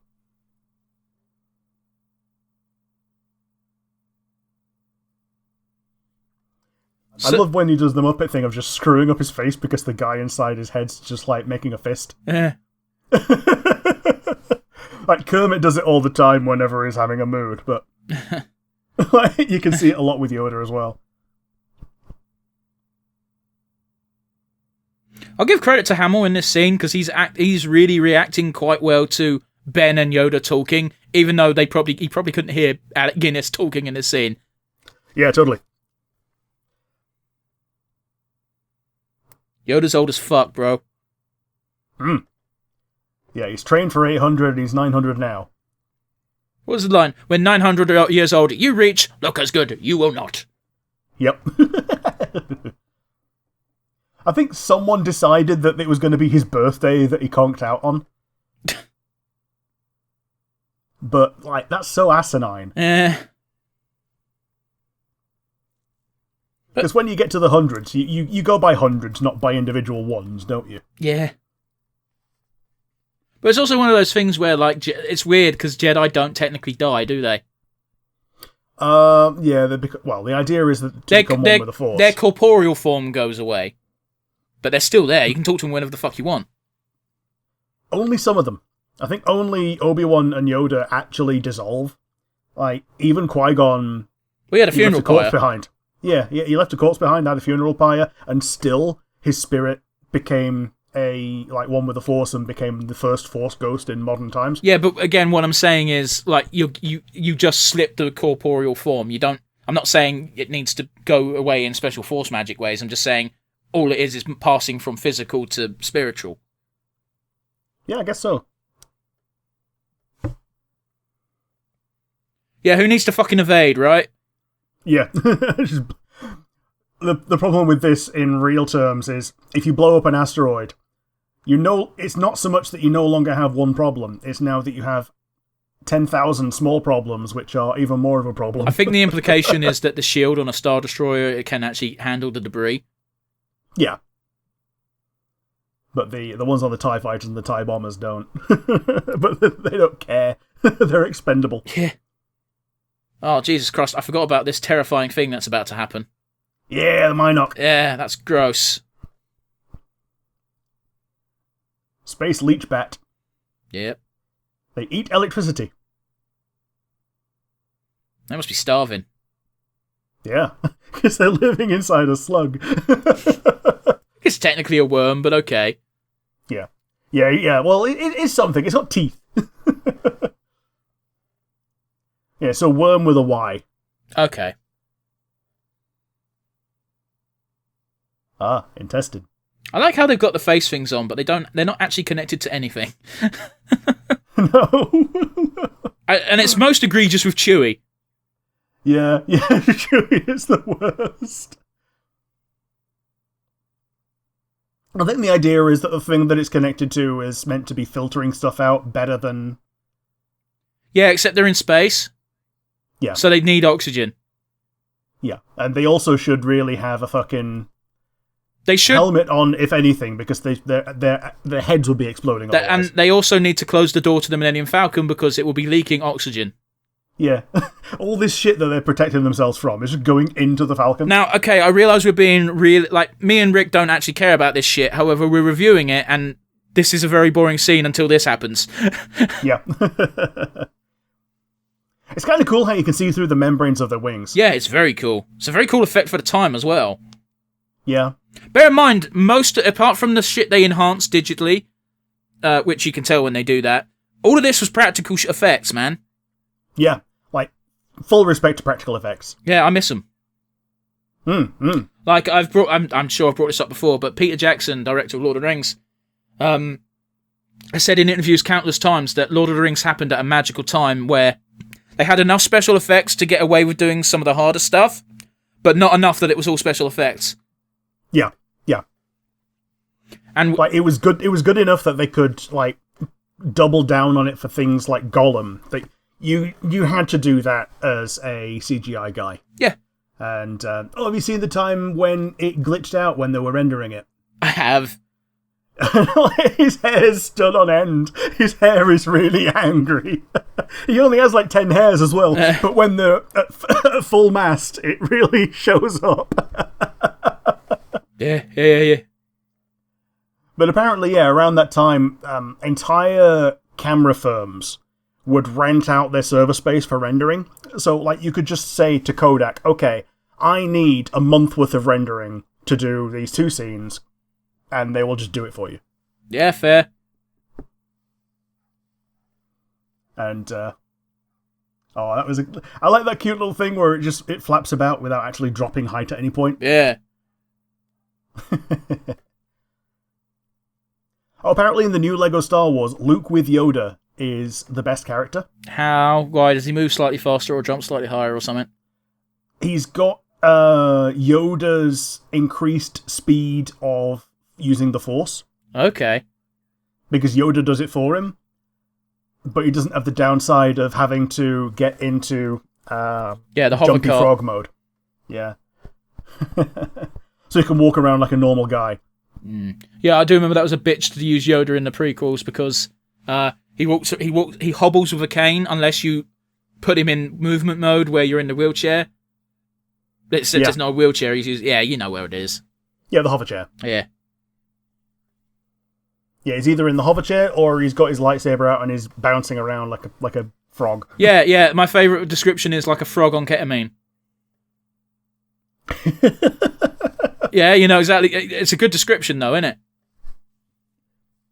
it? A frog having a jump scare.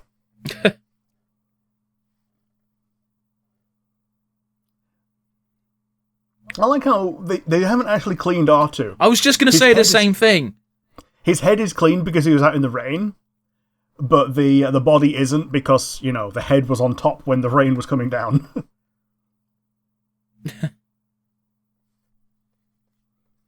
To be fair, it's effort to clean the droid. True. Man, he's going to get the X-Wing all gunky when he goes in.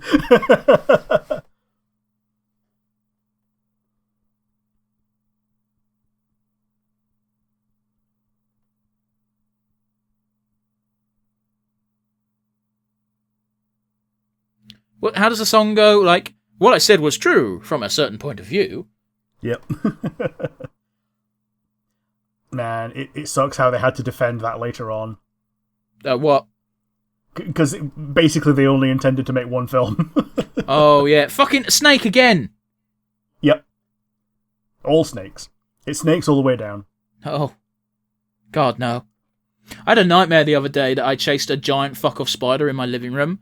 In that, it wasn't giant as in comparable to a human, but it was giant in that, like, it was massive and I could see it crawling on the floor, and I was like, okay, dogs attack, and the dogs refused to go near it, so I had to go near it, and I had a Hoover, and it did not end well. Oh, no. No, well, at least you lived. But here's the thing, is my plan... Another snake. Yeah, fucking snakes are everywhere. But the thing is my plan in the dream made no sense. Because I grabbed the tube from the Hoover. There's another snake. And I was like, the tube will blow it away. Because apparently in my dream I didn't know how Hoovers worked. So yeah, you can probably guess the rest. And I eventually woke up and went, what the fuck was that? You know what I mean? Yup.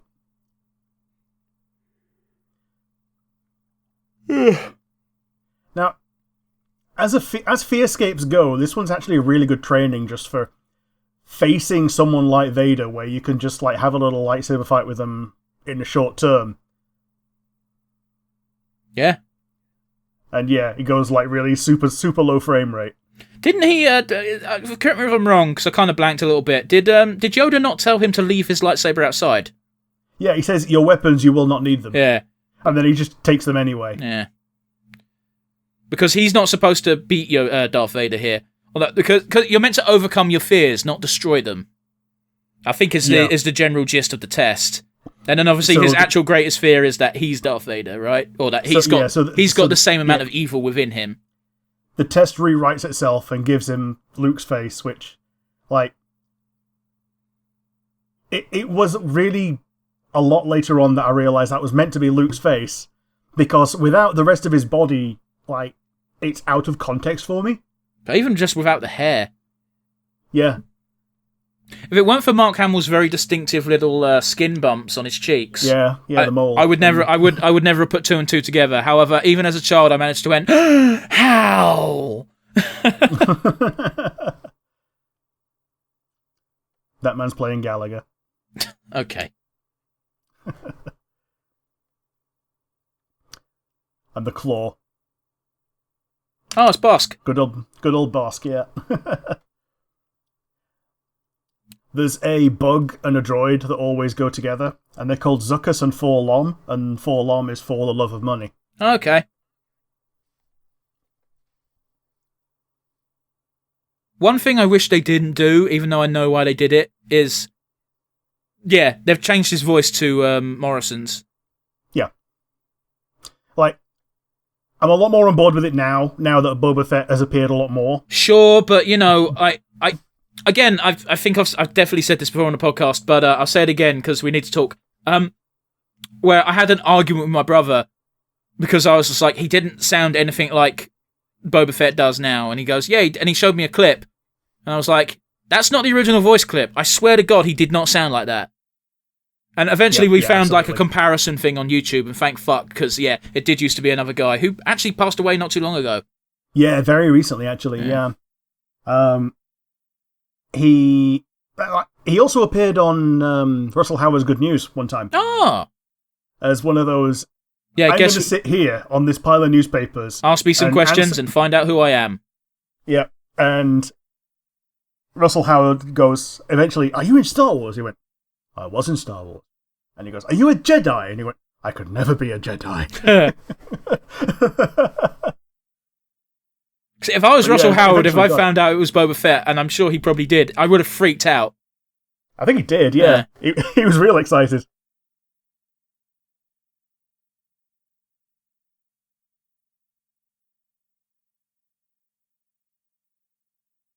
Yeah, I think Captain Needa buys it, doesn't he? I think Admiral Piet stays and Captain Needa gets killed.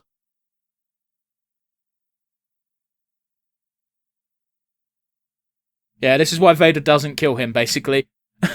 Yep. It's a very British response. I shall take full responsibility and apologise to the Admiral, as it were. There's a great scene in Sharp where some fucking prick is answering to Lord Admiral Nelson. Okay. Or, actually, no, it's not Nelson, it'll be Wellington for the land forces. He's talking to him and he goes, oh, so-and-so was responsible for losing the King's colours. And he gets proper fucking reamed where he said, so-and-so died trying to get those colours back, whereas you're still in front of me! Now get the fuck out! But in a much more classy way. You know? Man, I've not watched any of Sharp. It's not a bad show. It suffers from something that a lot of those sort of period pieces suffer from, and that is they didn't have a budget early on, which means you've got you're meant to have an entire British army against an entire French army, but it's like 10 dudes on each side. But they're not the focus of the show. It's Sharp and his lads, you know? So yeah, they can get away with it. But yeah, it's like they show the same shot of people getting blown apart like 3 or 4 times in a row because they don't have that many dudes.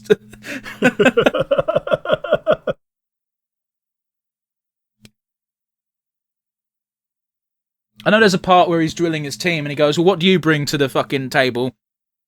And he goes, I can read, sir. And Sharp just moves on because Sharp can't read at that point. Okay. But no one knew that. In character.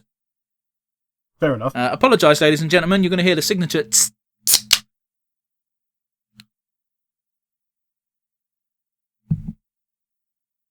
I'll bring up the toy from the pond. Yes, sell the toys! One of my favourite stories from Mark Hamill from back in the day, this was during a press sort of tour when episode 1, 2 and 3 were coming out, was he didn't believe in keeping toys in mint condition. He just gave them to his kids when his kids were old enough to play with, toys. And he said they're like 20, 30 now. And one of them came up to me and said, oh, Dad, why did you let me give Princess Leia a haircut? She's worth $3,000 mint. And Mark Hamill just goes, you see, you can't win. Either you upset them as kids because they can't play with the toy, or here they are as adults and they can't sell them for money. Then again, they're not hurting for money. Oh, no, exactly. But, Mark, you don't know what parents are like. He might have been a bit strict on the coin purse to teach his kids how to, value money. And if that is the case, mad respect.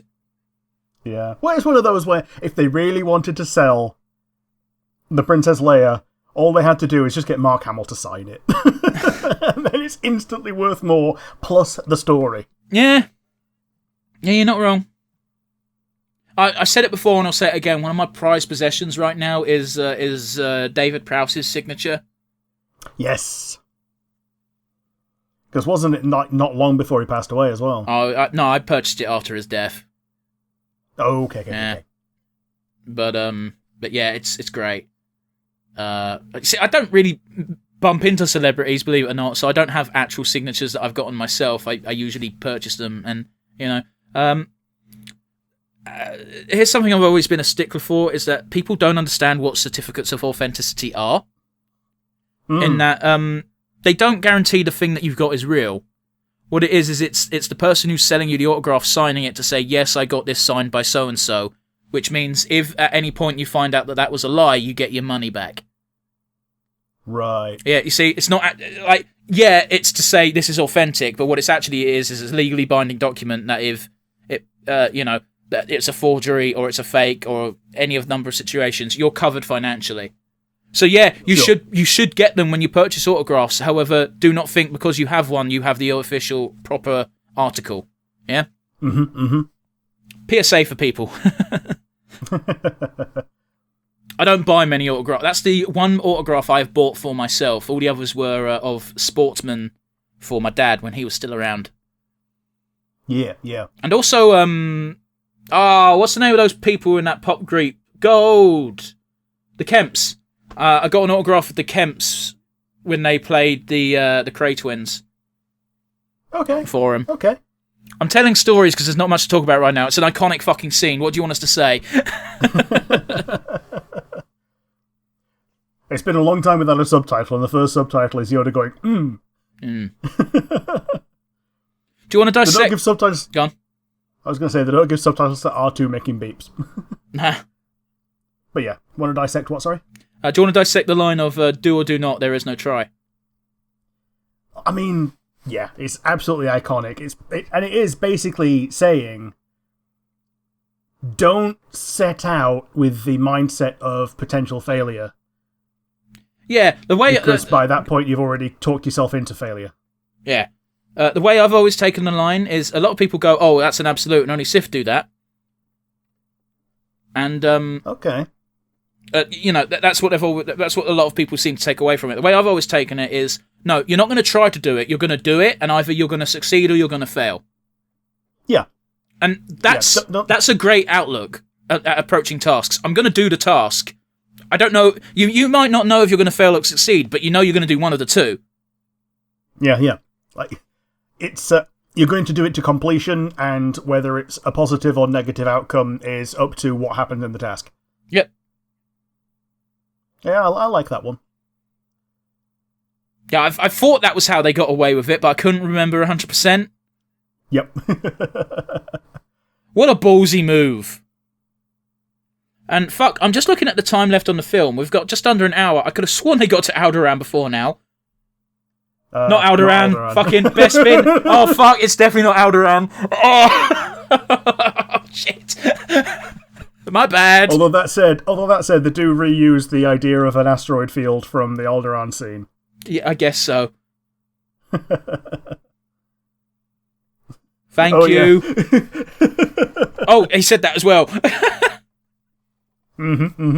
Creepy going, oh yeah, the Empire may just be gracious enough to... No, they fucking won't. But he doesn't know that.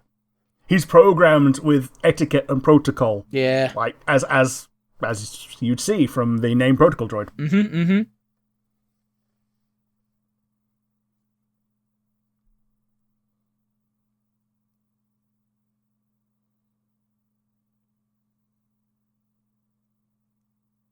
I like that, yes. Scoundrel, you'd like him.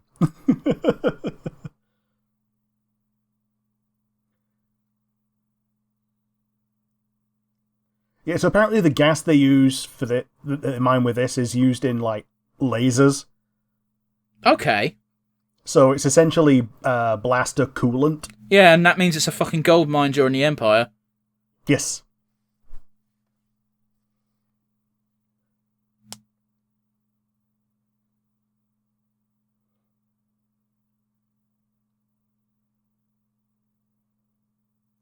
Now that's a quote as well. Mm-hmm.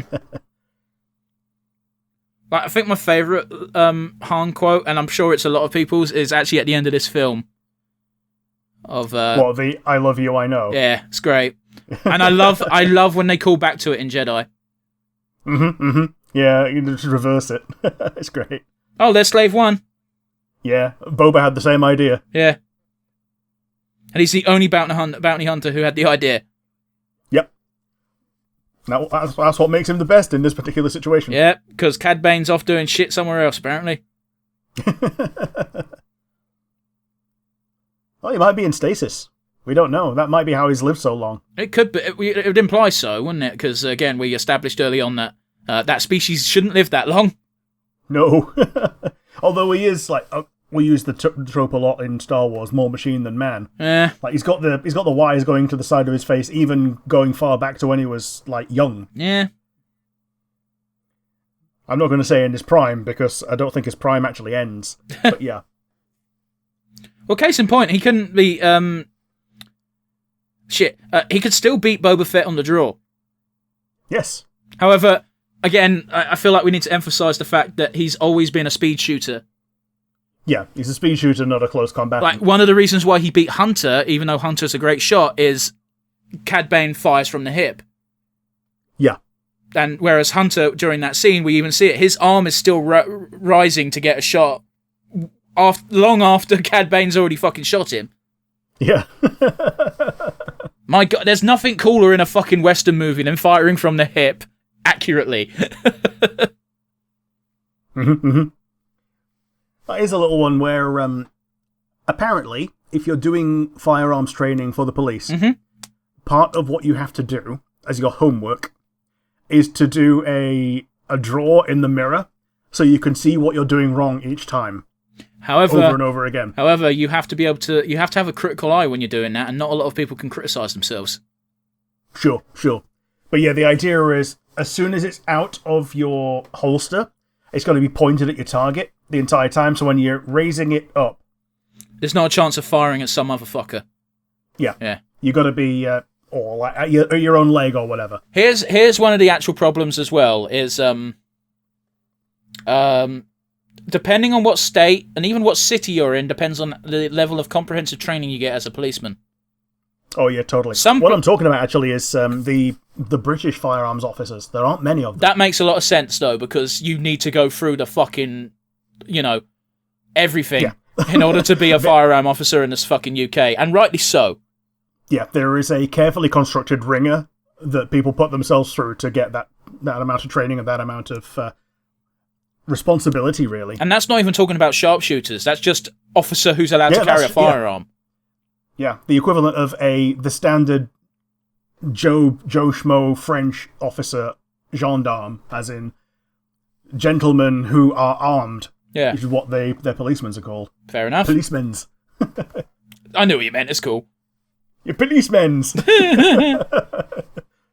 yeah, it's one of those, isn't it? Because again, the scary thing is, in a lot of places, all you need to do to be a policeman in general in the States is have passed high school. Yeah. And, maybe like a month training. And you're allowed to just walk around with a gun. Which, that being said, you're allowed to just walk around with a gun anyway if you're in a place with open carry and you have a license for it. Yeah. I've never wanted to own a weapon. However, if I lived in the States, I would want to have a gun in my house. I'd feel one in the house. Yeah, I'd feel it a must-have. Yeah, you need one in the home because if you get robbed, the chances of them being armed is damn near 100%. Like, people over here will be armed if they're breaking into a house, usually probably with just a bat, but even then, that's scary enough. Yeah. Even if it's just bats and knives, like, it's still a weapon. However, the saving grace with that is you could bump into someone in your house with a weapon, you can just put your hands up and go, I'm going to stay right here on the opposite side of the room from you. You just do whatever. I don't care. Just don't come near me. And that would probably be enough to not get randomly attacked. Probably. Unless it's a real piece of work. Yeah, but, you know, again, if the main goal of the person breaking into your house is to steal, they will probably cut their losses. Yeah. And because assault carries a lot more time than robbery. That we can't see the subtitles there, but that's Chewbacca going, "Hey, fuck you, man."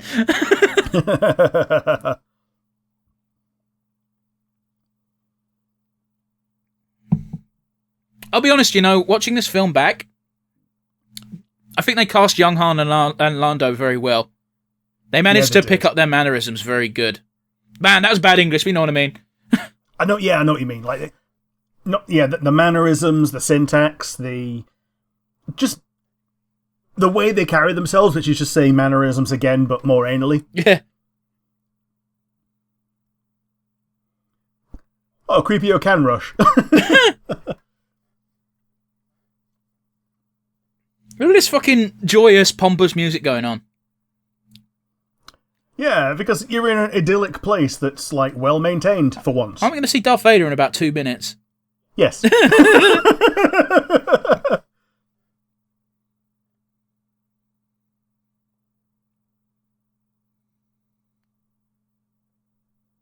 This sounds like Kingdom Hearts music. Yeah. How rude. What was that, like eat shit or something, right? Yeah, something like that, yeah. Why would it be actual R2-D2 C-3PO?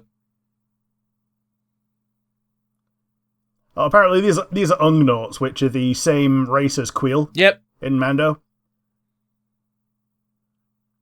I like how Chewie's the only one who comes back to goes, "Hey, I wonder where C-3PO's gone." And then he still gives up. It's C-3PO. How much trouble can that fucker get in? Well, apparently he got turned into Lego bricks, apparently. Oh, jeez. That's the fun thing about C-3PO ever since the dawn of the Lego Star Wars games. When he takes damage, he loses a limb each time. Yeah, he's hopping around. Until he just has one leg. Yeah. And even when he only has one leg and no arms, he can still do the protocol stuff, but he uses his head to tap on the screen. It's so dumb. I think the new one actually has dismantling himself as a mechanic. That's dumb, but fair. So he can go into these small people areas just as, like, his torso. No. And, like, his legs just go walking around, then he has to go catch them again. Which is kind of cute.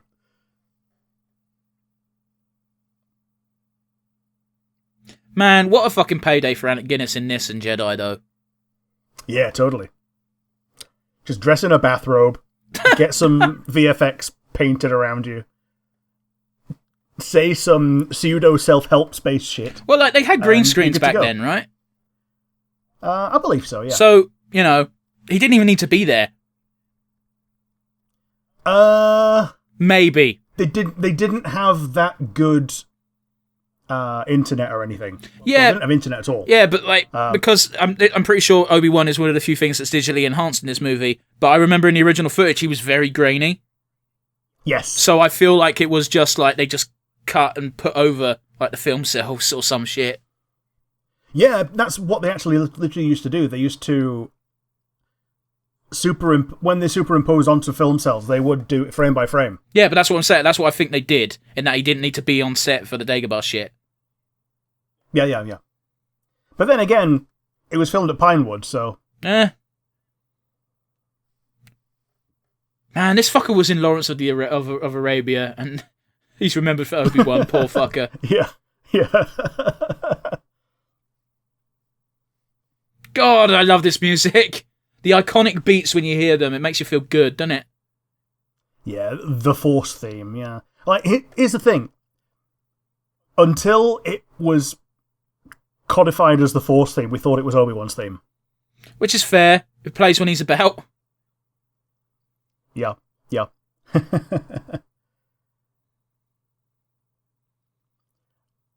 But, like, Even the newer music, the rescue hallway scene music gives me chills as well from hearing it. Okay. And it's only been used in that one fucking scene.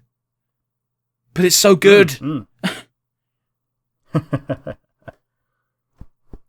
There was a change in the Revenge of the Sith soundtrack between shipping the soundtrack and releasing the film. Okay. The opening scene, where it's just drums, drums, drums, drums, drums, and then the Force theme. Okay. It originally had a militaristic jingle, and then they realized, this is okay. It sounds a bit Nazi. But it's going to sound a lot better if we just let the visuals do the thing and then just give it drums. Fair. Man, she really did not have the buns for that long of a period of time, did she? No. It's the iconic hair you think of when you think of Leia, and yet she only had it in New Hope. Yeah, I think the idea is in this one she goes through multiple different hairstyles. Yeah, fair. Just to prove that she's not only a pair of Danishes. Yeah. I mean, come on, man, though, her and Jedi. Oh, yes. Oh. Like, if that wasn't your awakening, it's because you were already old enough to have had one. By the way, here's a fun thing, right? There's a reason why Darth Vader didn't take C-3PO off of Chewbacca. Oh, because he recognizes him. He recognizes C-3PO and he wants him because he's like, I made that. This is a comic, by the way. And he has a flashback to his mother telling him that if you let go of something for a long enough period of time, you don't deserve it.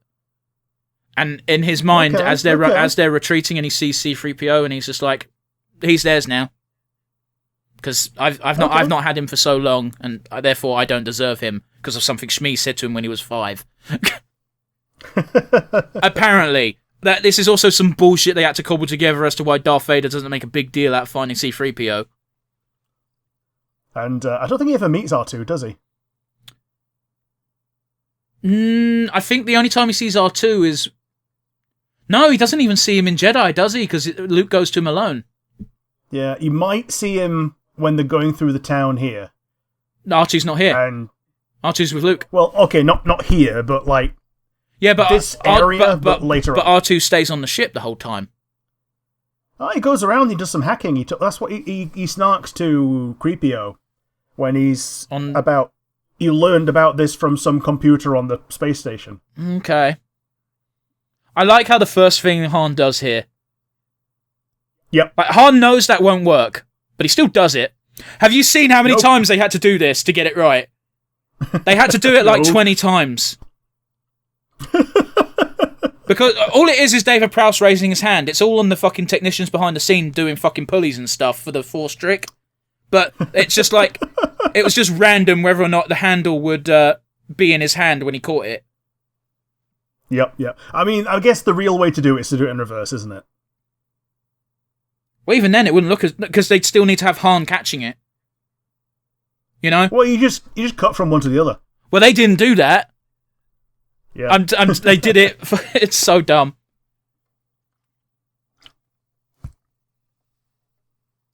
Man, seeing a single X-Wing go anywhere is always a good sign nowadays. Oh, it totally is. Just because of that. Like... Hey, Luke's here, guys. Don't worry about it. That is actually torture and unnecessary, right? Yeah, totally. Well, here's the thing. That's exactly what they were doing. They were torturing the heroes just so that it would be more of a beacon to Luke. Except he's already on his way.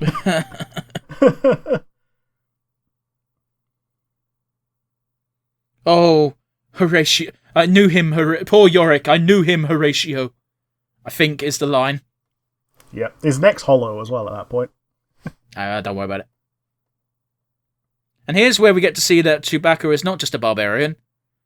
Oh, we know he's not. He was doing like most of the repairs on the Falcon. Yeah, but like this is some real fucking more finicky shit than a ship, you know?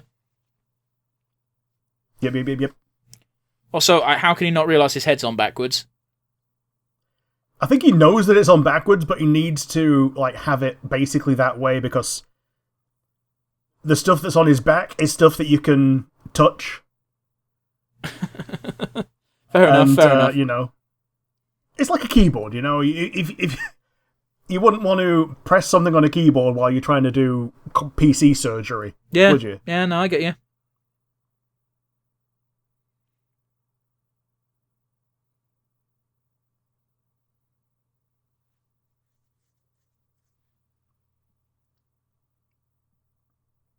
Boba being implacable. Like, I know Mando has a personal correction to Han, and that's why he's taking it so harsh. Yeah. But it's still pretty sick that, or rather telling of Boba Fett's character that he's just standing there and not giving a fuck. Yep. He's a meal ticket to him. Yeah.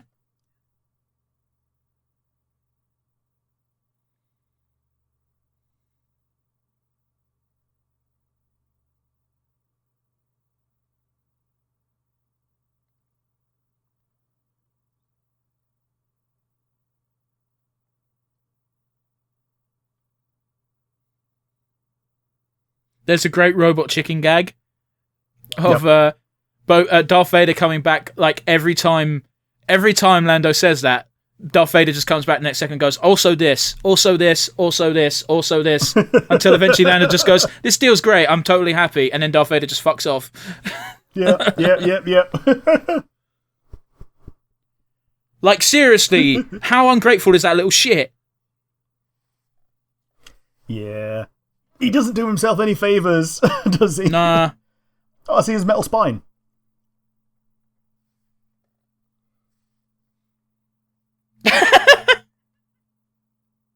It's quite a badass way to react to that shit, though.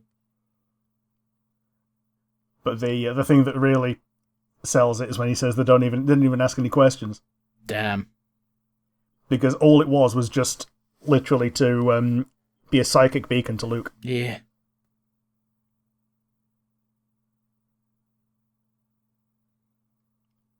The thing is, though, it would be useless to ask Han stuff, because Han is a good enough bullshitter that he could give answers that sound like they're correct. They'd very quickly find out he was bullshitting, however, it would buy time. Yeah, it would.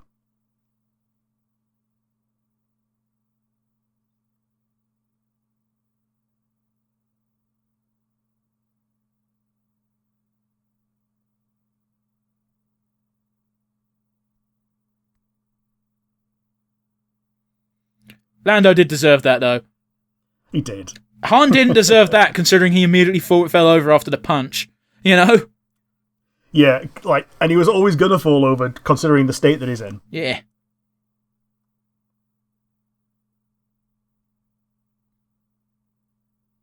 Now, we know as an audience, because we've seen this film at least a dozen times between us, that Lando is never that evil. Yeah. However, the crew don't know that. And even as viewers the first time, you're like, man, fuck Lando! He's a designated heel. Yeah. Rather than an actual villain. And here's the line, right, of showing you that actually carbonite machines are actually quite efficient and quite good and readily available, just not here. They have to bullshit something. Yep. Yeah, this one is made for, freezing bubbles of gas into a block of metal. Mm-hmm. It doesn't have the safety precautions that like Mando's does. A slab, yeah, like Mando's got his slab ray. The gun that turns people into wall ornaments. Yep, there we go. You got there in the end, buddy. Yeah, it's okay. For someone who's not had COVID, I've got real COVID brain. Oh, okay.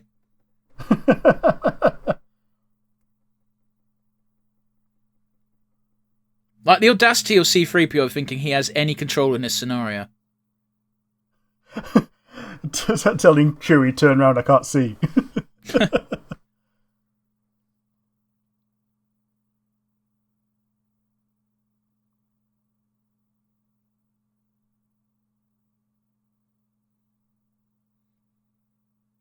The only reason Boba Fett agrees.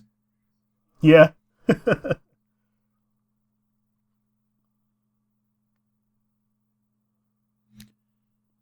Fucking C-3PO is such a coward. I don't blame him, but fuck. Yep. He's a robot. He has got the most chance of surviving this encounter. Yeah, he's got the most chance of surviving actual death. Like, fuck, it's exactly right. Everyone hates fucking Rimmer in Red Dwarf, in that he's always like, oh, we don't want to die. He's already dead and a hologram. Yeah. He can come back at pretty much any time. And yet you still got Lister and the rest of the crew doing all this stupid shit. Mm-hmm.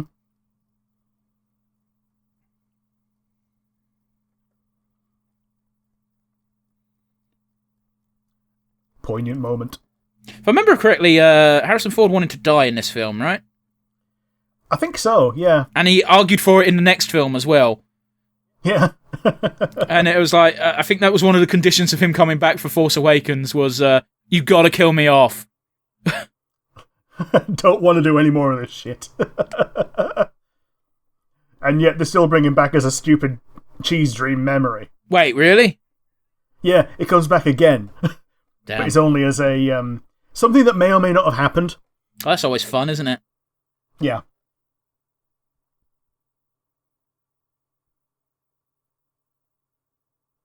Oh yeah, this is why the Rebel guys actually hated the Ugnaught in Mandalorian, because they all served the Empire, but mostly because they were forced to, but they still did. Yeah, they were employed. They were employed by a place. What was it the implication that I can't remember his fucking name, Squiggle or some shit? Yeah, Quill. Yeah, he Squiggle. He was actually part of armed forces under the Empire. But he also had to work off his slave debt or some shit, right? Okay. Yeah, fair enough. That sounds about right. I can't remember. It's been a while since I watched Mando Season 1. Yeah, it's been a while since I watched Season 2, even. I regularly watch that hallway scene, dude. Yeah, it's so enough. good. That and Boba Fett coming back. Mm-hmm. C-3PO, shut the fuck up. Yeah. What gets me is they've got the fucking controls on the carbonite slab. Yeah, it's weird, isn't it? It's weird that he wasn't let down with the controls, and yet they're both frozen into it and active. It's one of those weird things where bullshit hobbled together bullshit, you know? Yeah.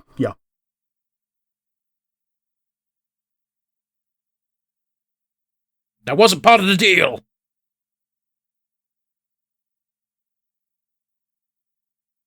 That's the line. He says that like a dozen times in the the Robot Chicken sketch. Yeah. And I think one of the caveats as well is like, here's this pink frilly hat, you will wear it from now on. It's really dumb, petty shit. Yeah, here's R2. Okay. I think I actually did read somewhere that the reason why R2 never stays on the ship after episode 3 is because he stayed on the ship in episode 3 at the very end, and both of his friends died. In that Anakin got killed, and he never saw Obi-Wan again. Yeah. Oh, that is kind of cute, though. Kind of fucked up. Oh, yeah, it's definitely sad. But it is cute. Yeah. Because, again, C-3PO got his memories wiped because he can talk, whereas R2 did not get his memories wiped. Or, if he did, he could keep a secret. Mm-hmm. There was a Legends thing of... they tried to get R2's memories back that had been corrupted. Okay. And they had to find the original R-Series droid to find out exactly how it was encrypted. Okay. And then that's how Luke found out exactly how Padme died. Damn. And all of the time that he'd already basically forgiven Anakin as Vader, he kind of had a bit of a crisis of faith in his own judgment at that point. Yeah, can't blame him. Like, I forgave my dad and I redeemed him. He was a shit. It is one of those it's one of those things where it's irredeemable, but it's also not, because one of the main reasons he does that is because he thinks he's doing the thing that will stop her from dying. However, he's blinded by that faith in what makes him do the angry fit that, you know, puts her in jeopardy in the first place. Yeah, he damn near kills her, and then that breaks her heart, and she dies of a broken heart later on. Which is dumb, but yeah, whatever. Yeah, I like Lucas writing in it. I like the juxtaposition. You know the word I'm trying to say. It's actually Darth Sidious using her life force to give Anakin more, a fighting chance to survive and become Vader proper. Okay. That's the fan theory I heard, and I'm like, yeah, that sounds better than Broken Fucking Heart. It would work better if they were in closer proximity, but yeah. So yeah, R2's gotten locked out, so Vader doesn't see him. But also that fucking shot, though. And also the line. But you are not a Jedi yet. Yeah.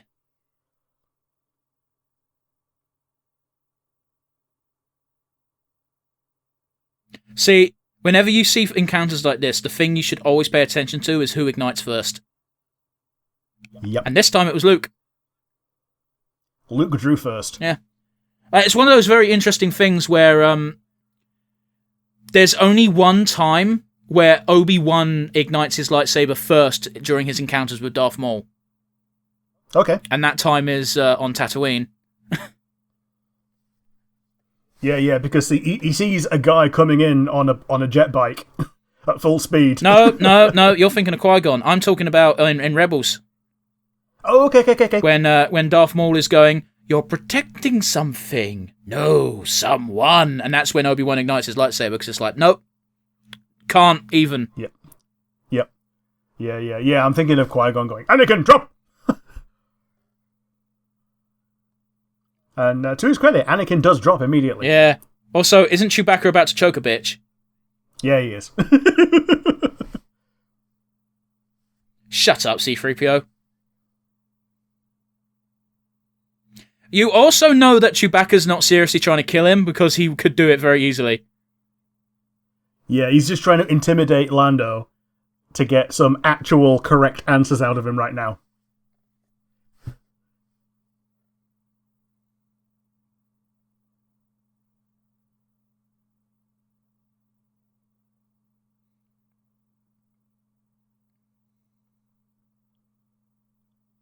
Yeah, now that Vader's attention is on Luke. Yep. They only have to deal with Boba. Which is still a big problem. Mm-hmm. Yeah, but only one problem and not an army. Oh, there's still a few dudes. Yeah, there is still the army, but No. The army is probably mostly going back to the ship. Yeah. I don't know why, but Lando does look better without the stupid fucking cloak. No capes! I think actually it's one of those things. He sheds the cloak when he sheds the facade of being so two-faced. Yeah, but I also think he didn't want to pick it up with Chewie so angry. Sure. Sorry, hiccuped. It's so dumb, Chewie holding a regular blaster and not a fucking bowcaster. Because you can't fucking see it. Yep. I remember in the shooting games, the bowcaster is actually pretty fun. Because you can just charge it up and it shoots like a spread of like 5 bullets. Yeah, the bowcaster's a weird weapon. Because it's like 7 weapons in one. Yeah. Oh yeah, we're back to Luke and Vader. Like, I really love the body language of when Vader stops parrying. Yeah. He just returns really slowly to a ready position. Because Vader's fucking with him. Yeah. Yeah. He doesn't want to kill Luke. No. At all. No.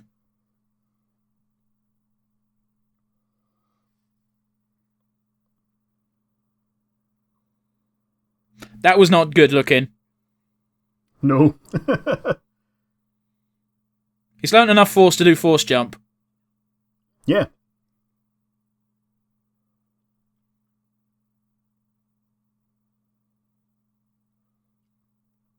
Like, in most of the games where you can play as a Jedi, Force jump is one of the best things you can have early on, at least.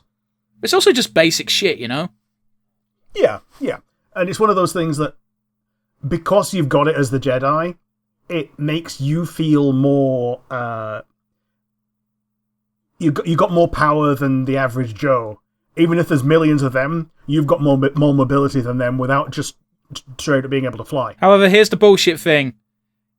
In that, Jar Jar can jump better than you in the Lego Star Wars games. And he fucking can. And it sucks so hard. Yeah, I forgot about that.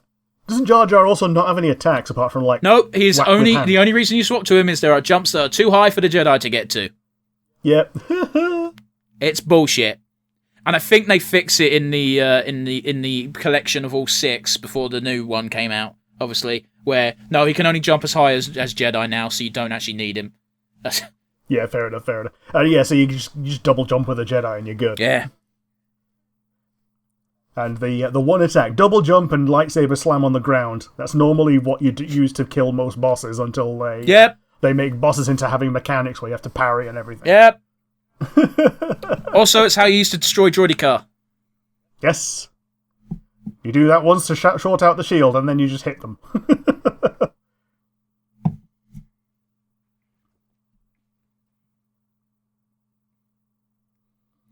Now, again, one of the after Phantom Menace came out, I saw an interview with one Mark Hamill of him getting pissed off at all the flashy shit the lightsaber duels were doing. Because they're using like carbon fiber things rather than an actual light tube. But also, when the acting instruction he got when fighting with a lightsaber from George Lucas himself was, "This thing is heavy. Act like it's heavy." Man, like, I can understand it from a certain point of view. However, yeah, it's light. It's a light saber. Yeah. But then again, it's also, it might have been actually very useful direction for this film because he's not meant to be very good at it yet. Yeah, true. Like, one thing that I can understand as a justification for why it looks like it has weight is the idea that when the lightsaber is running, it's like a bunch of gyroscopes inside just fighting you at every turn, and that being why it's really weird to wield. Okay. Like, I don't know if you've ever held something with a bunch of gyros fucking around. No, I haven't. I think it's fucking odd. I think the heaviest thing I've ever had to actually handle is my bow. Okay. Not counting, weights, but, I'm not swinging those around for obvious reasons. But yeah, like, thing about gyro is rotational motion is an absolute strange beast when it comes to physics. Yeah, I've never tried to move anything with gyros in, but I do know what gyros are, so I do understand that, yeah, that'd be a bitch to move around. Yeah.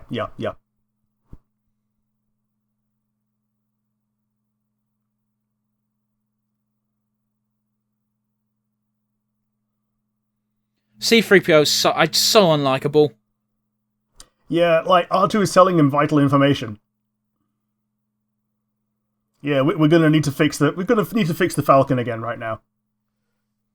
And he's so two-faced. He's so... Well, not two-faced, but, he's so quick to shit on you and then go, "Oh, I knew it! Yes, good job!" Yep. It might be... He's very much a fair-weather friend, I think it's one of the reasons why I don't like the actor, because the actor looks so much like C-3PO and talks so much like him, because he is him, that when I see him, I'm just like, "Oh, you piece of shit." I think that's the bit of comeuppance that we get to see, is just getting his head banged against the Falcon. I mean, he's also got no legs right now. True.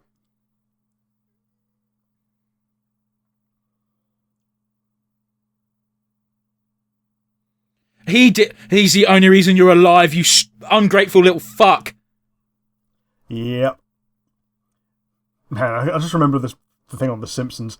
Who would win in the fight, the mighty Cylons of Battlestar Galactica, or versus the gay robots from Star Wars? I do remember that. That's from the Bye Man Sci-Fi Con. Yeah. Yeah. They're having a wrestling match. Yeah, and C-3PO's getting the shit kicked out of him. He goes, "R2, help me, R2! Oh, you useless, blah, blah, blah," as R2 fucks off, because rightly so. Yeah. And also, he can't tag in because he doesn't have a hand. There's that.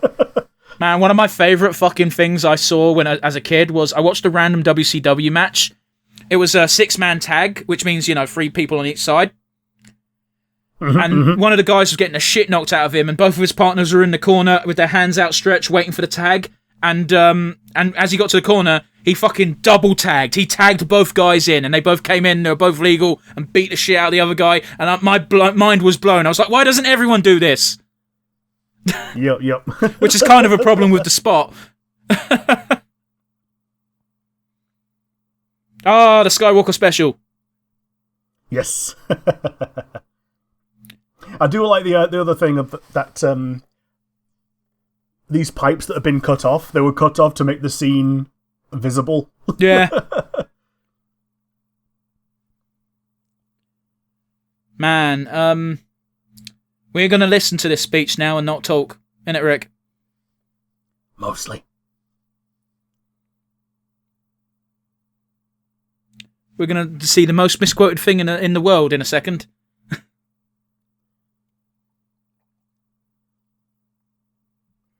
I do love the Vader for holding up his fist thing. David Prowse doesn't get enough credit, man. Yeah, absolutely.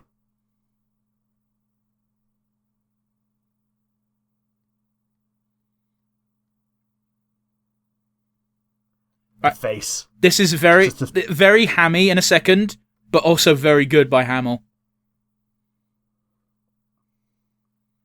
Mm-hmm.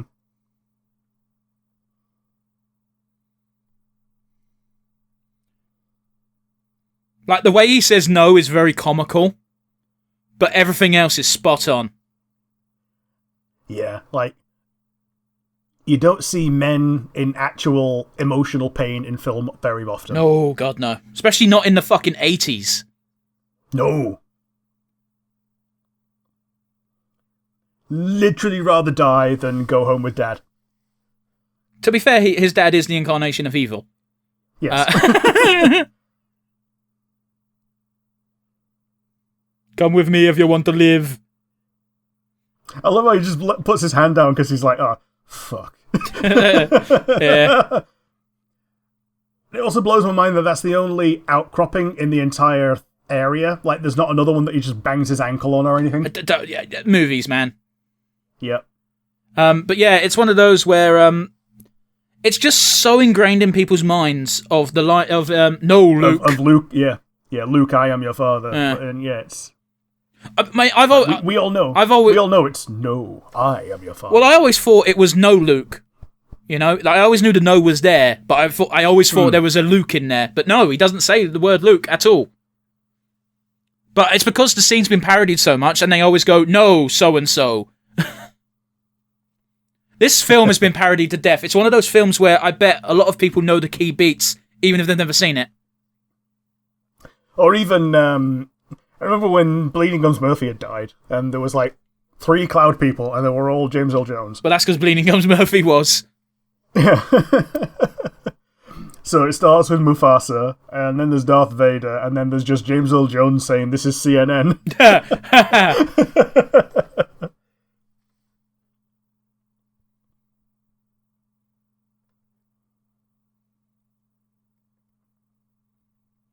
Now, this is probably the only bit of foreshadowing we get of Leia being Force sensitive. Yeah. Although it's weird that he just picks Leia to call out to. Maybe he feels like he's got the biggest connection with Leia, because bear in mind, Han fucks off regularly, so it's probably a fair bet that Leia is the one he's most chummy with in the rebellion.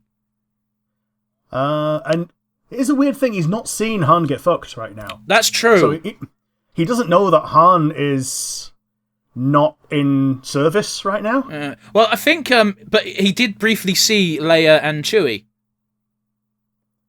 Remember? Yeah. So, yeah. And he's not going to call out to Chewie because, no offense to Chewie, it's Chewie. Yeah.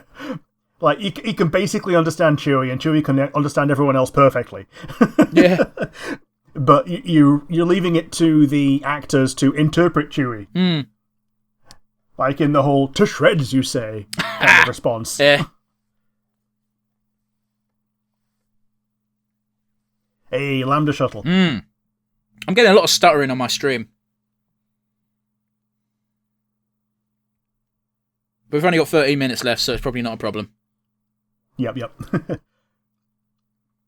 There's basically only one more dramatic thing that happens, and it's the drive-by.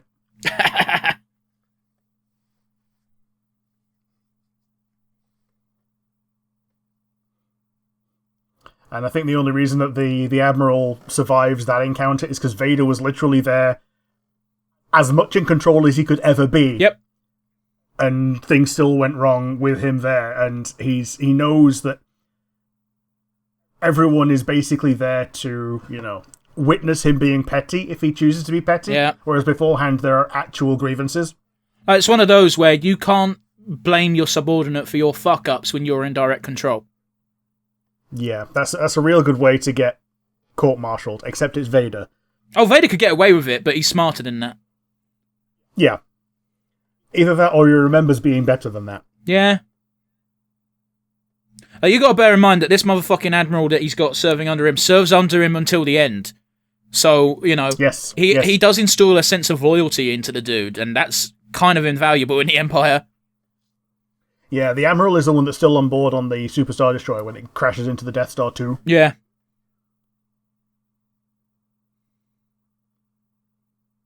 Another kiss.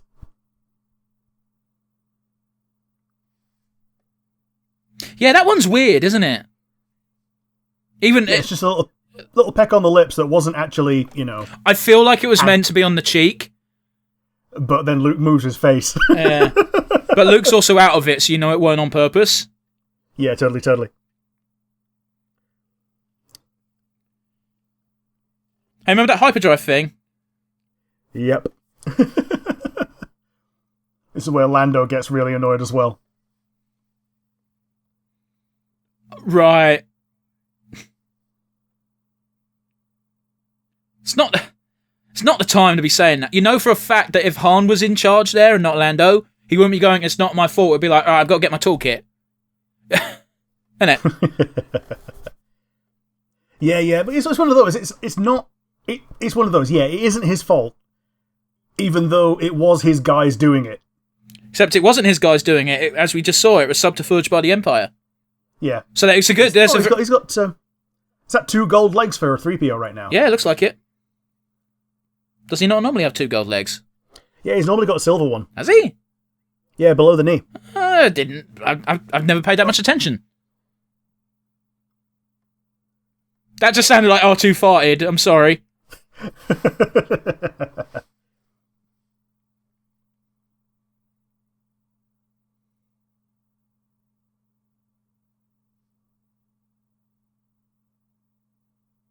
Darth Vader's like, okay, confronting him didn't work. I'm going to try the soft hand.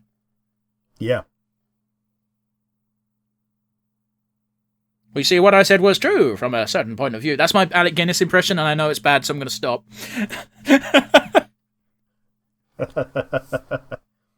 Hey, when in doubt, just fucking whack it. Well, it seems to work in films. Man, Luke's up and about quick, isn't he? Yeah, and he's got his stump in a little anti-pain harness. Man, going back to George Lucas's philosophy of it's like poetry, it rhymes. Yeah. Like, at the end of Clone Wars, we see Anakin with one hand. Well, he's got his robot hand by the end, as he's pronouncing his vows to Padmé. And if I recall correctly, yeah, I'm never going to not say it because I think it's funny.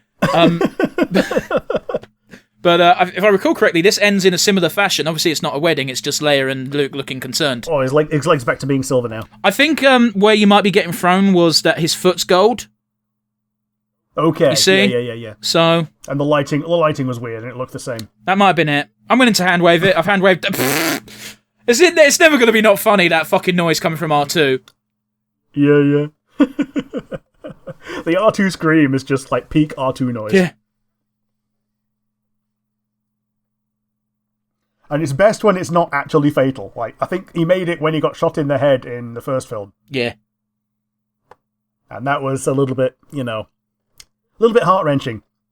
Yeah. Because R2 was the kid character in that movie. Yeah. Like, he's the small thing that's cute and is a little bit cheeky. Wait, hang on. Are we talking about Phantom Menace or? No, we're talking about No Hope. Okay, gotcha. Like, he's the small and cheeky thing. Yeah. And we don't hear exactly how cheeky he is, but we know he is cheeky. Yeah, we know he's a right cunt. Yeah. I say that with love. Whereas later on they decide, oh, we need additional kid characters, so let's have Jar Jar. Yeah.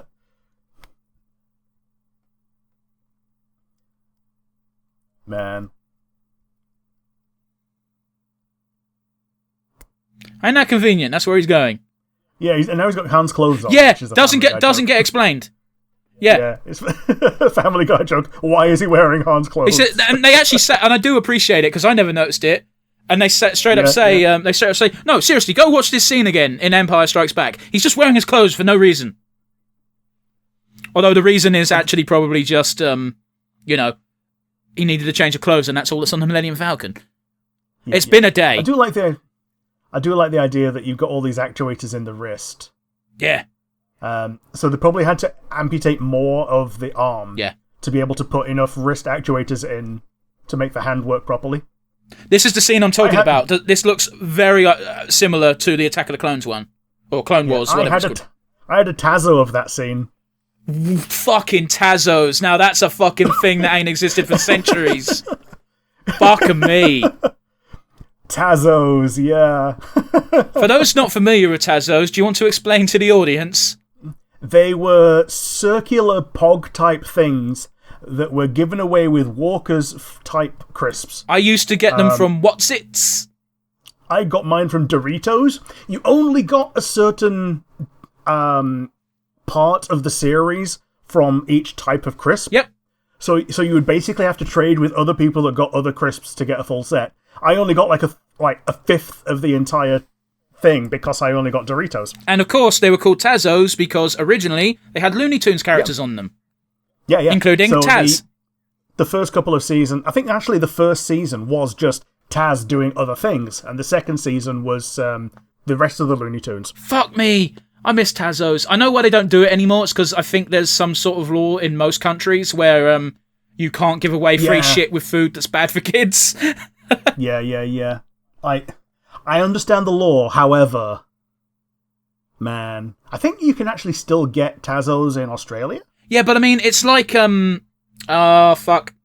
It's like they used to give trading cards away with cigarettes. Oh, yeah. It's the same sort of concept, I think. Yeah. Like toys in cereal is another one. Yeah, but have you seen how much sugar's in cereal? Yeah. If I recall correctly, they had to rebrand Frosties at one point and say, no, this is an adult cereal because the sugar content was too high to have it marketed towards children. Yeah. I don't remember that. I think it's something a bit, how dare putting fucking Alec Guinness in supporting cast. Well, he's top of it at least. I suppose. And Motherfucker! I've done it again. I'm going to hope that you've got the fucking... Yeah, I still got it on. Yeah. I clicked it. I clicked it and it brought it up. What I'm going to be really annoyed about is if it decides, okay, after we get to a certain point, we're just going to head off and just go to something else again. Gits. Yeah, mine, I clicked on it, and it did the widescreen thing to make it look like it was going to be a thing, and it went, oh, I think you want to watch Return of the Jedi now. And I'm like, nah. No, I'm going to wait 4 years like the people who watched it in real time. Yeah, it's onto the Imperial March part of the credits. Aww. What were you going to say? I'm going to turn it up. Yeah, but what were you going to say before you got to that? Oh, yeah, I was just going to say, as part of the supporting cast, they did confirm that both Hobby and Jansen were in the gang. They make a team of 4 with Wedge, and the fourth one is the OC, who is a guy from Alderaan, who was accused of being an Imperial agent. Oh, damn. But he's from Alderaan, so he fucking isn't. Yeah. Yeah, if he was an Imperial agent, he fucking ain't no more. No. I think the day that Alderaan got destroyed was the day that he defected. Yeah, makes sense. So, fucking decent timing on his part, and, absolutely understandable. And also, how fucking dare you? Innit? Yeah. Oh, you're an Imperial spy. Motherfucker, the Imperials blew up my entire planet. That's like saying that I'm a spy for France when France completely wiped out England. Yeah. I think the idea is that they are publicly making him look like people are suspecting him because they know there is a spy. Right. To make the actual spy let their guard down. And as soon as they do, he's full on 100% lieutenant status. Ah, the old She-Ra method that came out way after. Yep. But yeah, and that was Tycho Selchu, and apparently he was meant to have been part of the Battle of Endor, but I don't know if he actually shows up as an actor. I will have to. Well, We're going to forget by the time we do that. Yeah. We still on English credits? Yeah, still English. I assume that they're only going to have foreign credits if they've recently dubbed it for the Disney Plus version. Who knows? They might be foreign credits for subtitles. Maybe. Yeah, we'll find out. There's 205. This is great fucking listening, man. Can we not talk about technical stuff? Got to try and be entertaining. Yeah, I was just looking to see that. Yeah, there's about 3 minutes left in this. Yeah, but you didn't say that. You went as about 205. No, I was looking at what the actual the actual time was right now, and yeah, there's like the actual end point is in a couple of minutes' time. So I had to make a mental note, but apparently my mental note is not good enough when I have to speak as well. So I had to speak the mental note out loud. Jesus. Man, I remember that. Yeah. Sorry, speaking of mental notes that you speak out loud, I remember I annoyed my co-workers into not making me do counts ever again at Fort Park. At Fort Park, you have to do counts. It was only like once a month, and it was a stupid thing to do anyway. But we did it. We had to count all the drinks, and everyone was very quiet. And it was after all the customers had fucked off, obviously. And we're counting the drinks. They said, right, you count the drinks while I count the sweets. I went, okay, count the drinks. And I'm talking out loud, I'm just going 1, 2, 3, 4, 5, 6, 7, 8, 9, 10, write it down. And then again for the next thing, and again for the next thing. And at the end of it, when I got to my quote-unquote supervisor, they went, why were you counting out loud? And I went, oh, was I? That's the perfect answer to give to that, because it's not like I was doing it so that you'd never ask me again. I'm doing it because this is how I count. Yeah, but I've never done that again since. Like, I do counts at my current job every Sunday, and I don't need to count out loud. I don't know why I was doing it. Mind you, we are talking about 10 plus years ago, so... Yeah. Okay, we're into international credits now. Woo! Some of them are voiced, but most of them are just... This is the people that made the subtitles. That's valid, because bear in mind, this would have come out in a time where they probably couldn't afford to dub every film. Although, granted, Empire Strikes Back, you'd probably dub it, but if they didn't dub A New Hope, it would be weird, you know? Yeah, it's one of those where they might have released the old one in the new market close to the new one coming out with the dub, knowing that it was then successful and that they wanted to get the people in on it from the market. Like, the really weird one is that they released The Force Awakens in China, and basically they'd never released the other Star Wars films in China at all, more or less, and it still did pretty well. Also, don't forget, in China they had to edit John Boyega out of the posters. Not out, but make him a lot smaller. In episode 8 and 9, he's not on the posters at all. He's not on it at all. Fucking hell. Oh, boy. Because China apparently does not like black people in their films. That's the only takeaway I can take. Alrighty, so with that depressing piece of information out of the way, it's almost redundant to even say it, but we got to. It's the format. Rick, what did you think? It's everyone's favourite. Like, there's nothing wrong with having a different favourite Star Wars film. However, I struggle to see anything other than Empire Strikes Back being the best. Yeah, like, the other ones have merit, definitely. But for people that like the drama of it, this is the one. It's gotta be. I think a lot of it will also come down to nostalgia. If you started with the prequels when they came out, I would totally 100% understand why 1, 2, or 3, one of those 3 was your favourite Star Wars. And vice versa as well. If you only became a Star Wars fan in recent years, and you started with 7, 8, 9, which, bad way to do it, but whatever, I could understand one of those being your favourite film. Those weren't good movies, in my opinion, but I could understand someone being like, this is what I started with, so I have a special spot for it in my heart. Yeah, absolutely. Like, I can understand Revenge of the Sith being your favourite out of the prequels, because it's a way better film than the other 2 put together. It is, although as I've gotten older, I kind of appreciate the political bits of 1 and 2. However, I will also say with a caveat of, they were boring. Yeah. The political bits were boring. They would have been better served as episodes of an interim series. Yeah. Which is what we now have, but that wasn't part of the format at the time. Absolutely not. Man, Clone Wars, the animated series, knocked it out of the park for that shit. Yeah, absolutely. And they've obviously taken that DNA and brought it into the live action stuff as well. Well, especially Hayden Christensen, because he reportedly binged all of the animated content to get up to date with the character. Yeah. Which, mad fucking respect if that is true. Absolutely. So, let's get into our final three. Do you have a favourite moment? My favourite moment is Darth Vader's speech. Of course it is.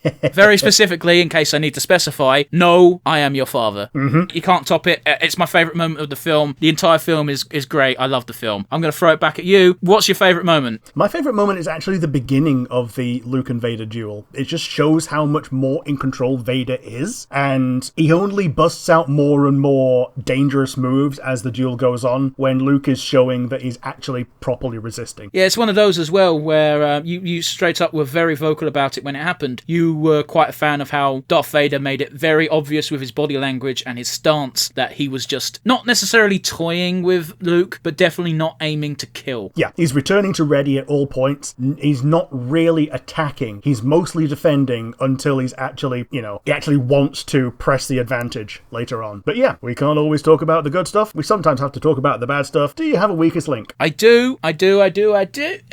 My weakest link is, if my memory serves, this is the last time we get George Lucas's wife as the editor of the film. Okay. And if I'm incorrect, I'm incorrect. However, stuff suffers in Return of the Jedi because of decisions that Lucas made without anyone telling him that might not be the best idea. Yeah, I see you. I see it. But I like Return of the Jedi. Do not get me wrong, it's a great film. However, the weakest link is essentially this is the peak. Yeah. And it's all downhill from here. Oh god damn, that sentence has never been more true. But yeah, it's a tough one to give because again, I have such fondness in this film in my heart. So yeah, I'm going to flip it on you. Weakest link. Probably C-3PO.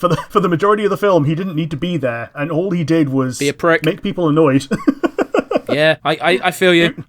Yeah, he was being a prick to Chewbacca, almost consistently. Chewie did nothing wrong. Yeah, absolutely. Chewie only did things correctly and in good faith, and yet Creepio was still a prick. You're absolutely correct, because in A New Hope, it needs to be in A New Hope. Return of the Jedi needs to be in Return of the Jedi. He's the reason the Ewoks, don't eat Leia, and also serves as a good distraction for Jabba. In this, he does fuck all. Yeah. Literal dead weight. Yeah, absolutely. But yeah, now we get into the good old final one. Who is your MVP? Darth Vader. Yep. He wasn't in the film as much as any other character. However, he still played a big part. And yes, the things he did were always entertaining, from setting up the trap, springing the trap, fighting/dueling Luke, coordinating the attack on Hoth, and, promoting that one dude to Admiral. There's backstory there that we get later on because of comics, but even without that, it's there's a story here being told on a micro scale. So yeah, Vader for me. How about you? Vader for me. He is the looming force that drives the entire movie. If it weren't for Vader being so persistent, nothing would have had to have happened with the urgency that it did. I get you. So he drove the force of having to leave Hoth, and he drove the chase after leaving Hoth, and he drove the entire Bespin conflict. Yeah. Without, even when it's just the Imperial forces, he's at the top, being not so much a puppet master, but directing things. I get you, man. I get you. And I think, seeing as he was our MVP for both of us, much like with the first film, we both gave it to Obi-Wan. Yep. One of us gave it to Alec Guinness, but, same thing. I just want to give a special shout out once again for the 100th time. Darth Vader would not have been as intimidating and threatening as he was if it wasn't for David Prowse. And James Earl Jones. James Earl Jones, absolutely, but he gets all the credit all the time anyway, you know what I mean? Yeah. Which is why I want to give special shout out to just David Prowse, because without such an intimidating figure, or such a large person able to act that way, without, no input on the character, he only had physical direction, and that's the only reign he had over the character, and he fucking made it work. Yeah, absolutely. He had the script, so he knew what was going to be said and how he wanted to, interpret the communication at that moment, but still, he basically had to create the interpretation of the character without doing his own speech, even though he said it. Yeah. It got edited out. With that out of the way, we've got to do what we always do. We have to say goodbye to our lovely audience. Yeah, as usual, if you made it this far. You're our favourite people. Don't forget, if you're watching on the YouTube, we have a comment section down below just waiting to hear from you. Give us ideas, give us suggestions. Just a little reminder, we are doing a month of not Star Wars, but space. And that month is called May the 4th. So yeah, look forward to that. And of course, we do realise we don't only have this show on YouTube. We do have it via many audio platforms. If you're listening via one of said audio platforms, you can send us an email. Where would they send said email to, Rick? nonsensereviewuk@gmail.com. Once again, that is nonsensereviewuk@gmail.com. Yes. And what else is there to say other than thanks for watching? We're happy you made it this far. Keep yourself safe and keep yourselves happy. And yeah, may the Force be with you. Bye!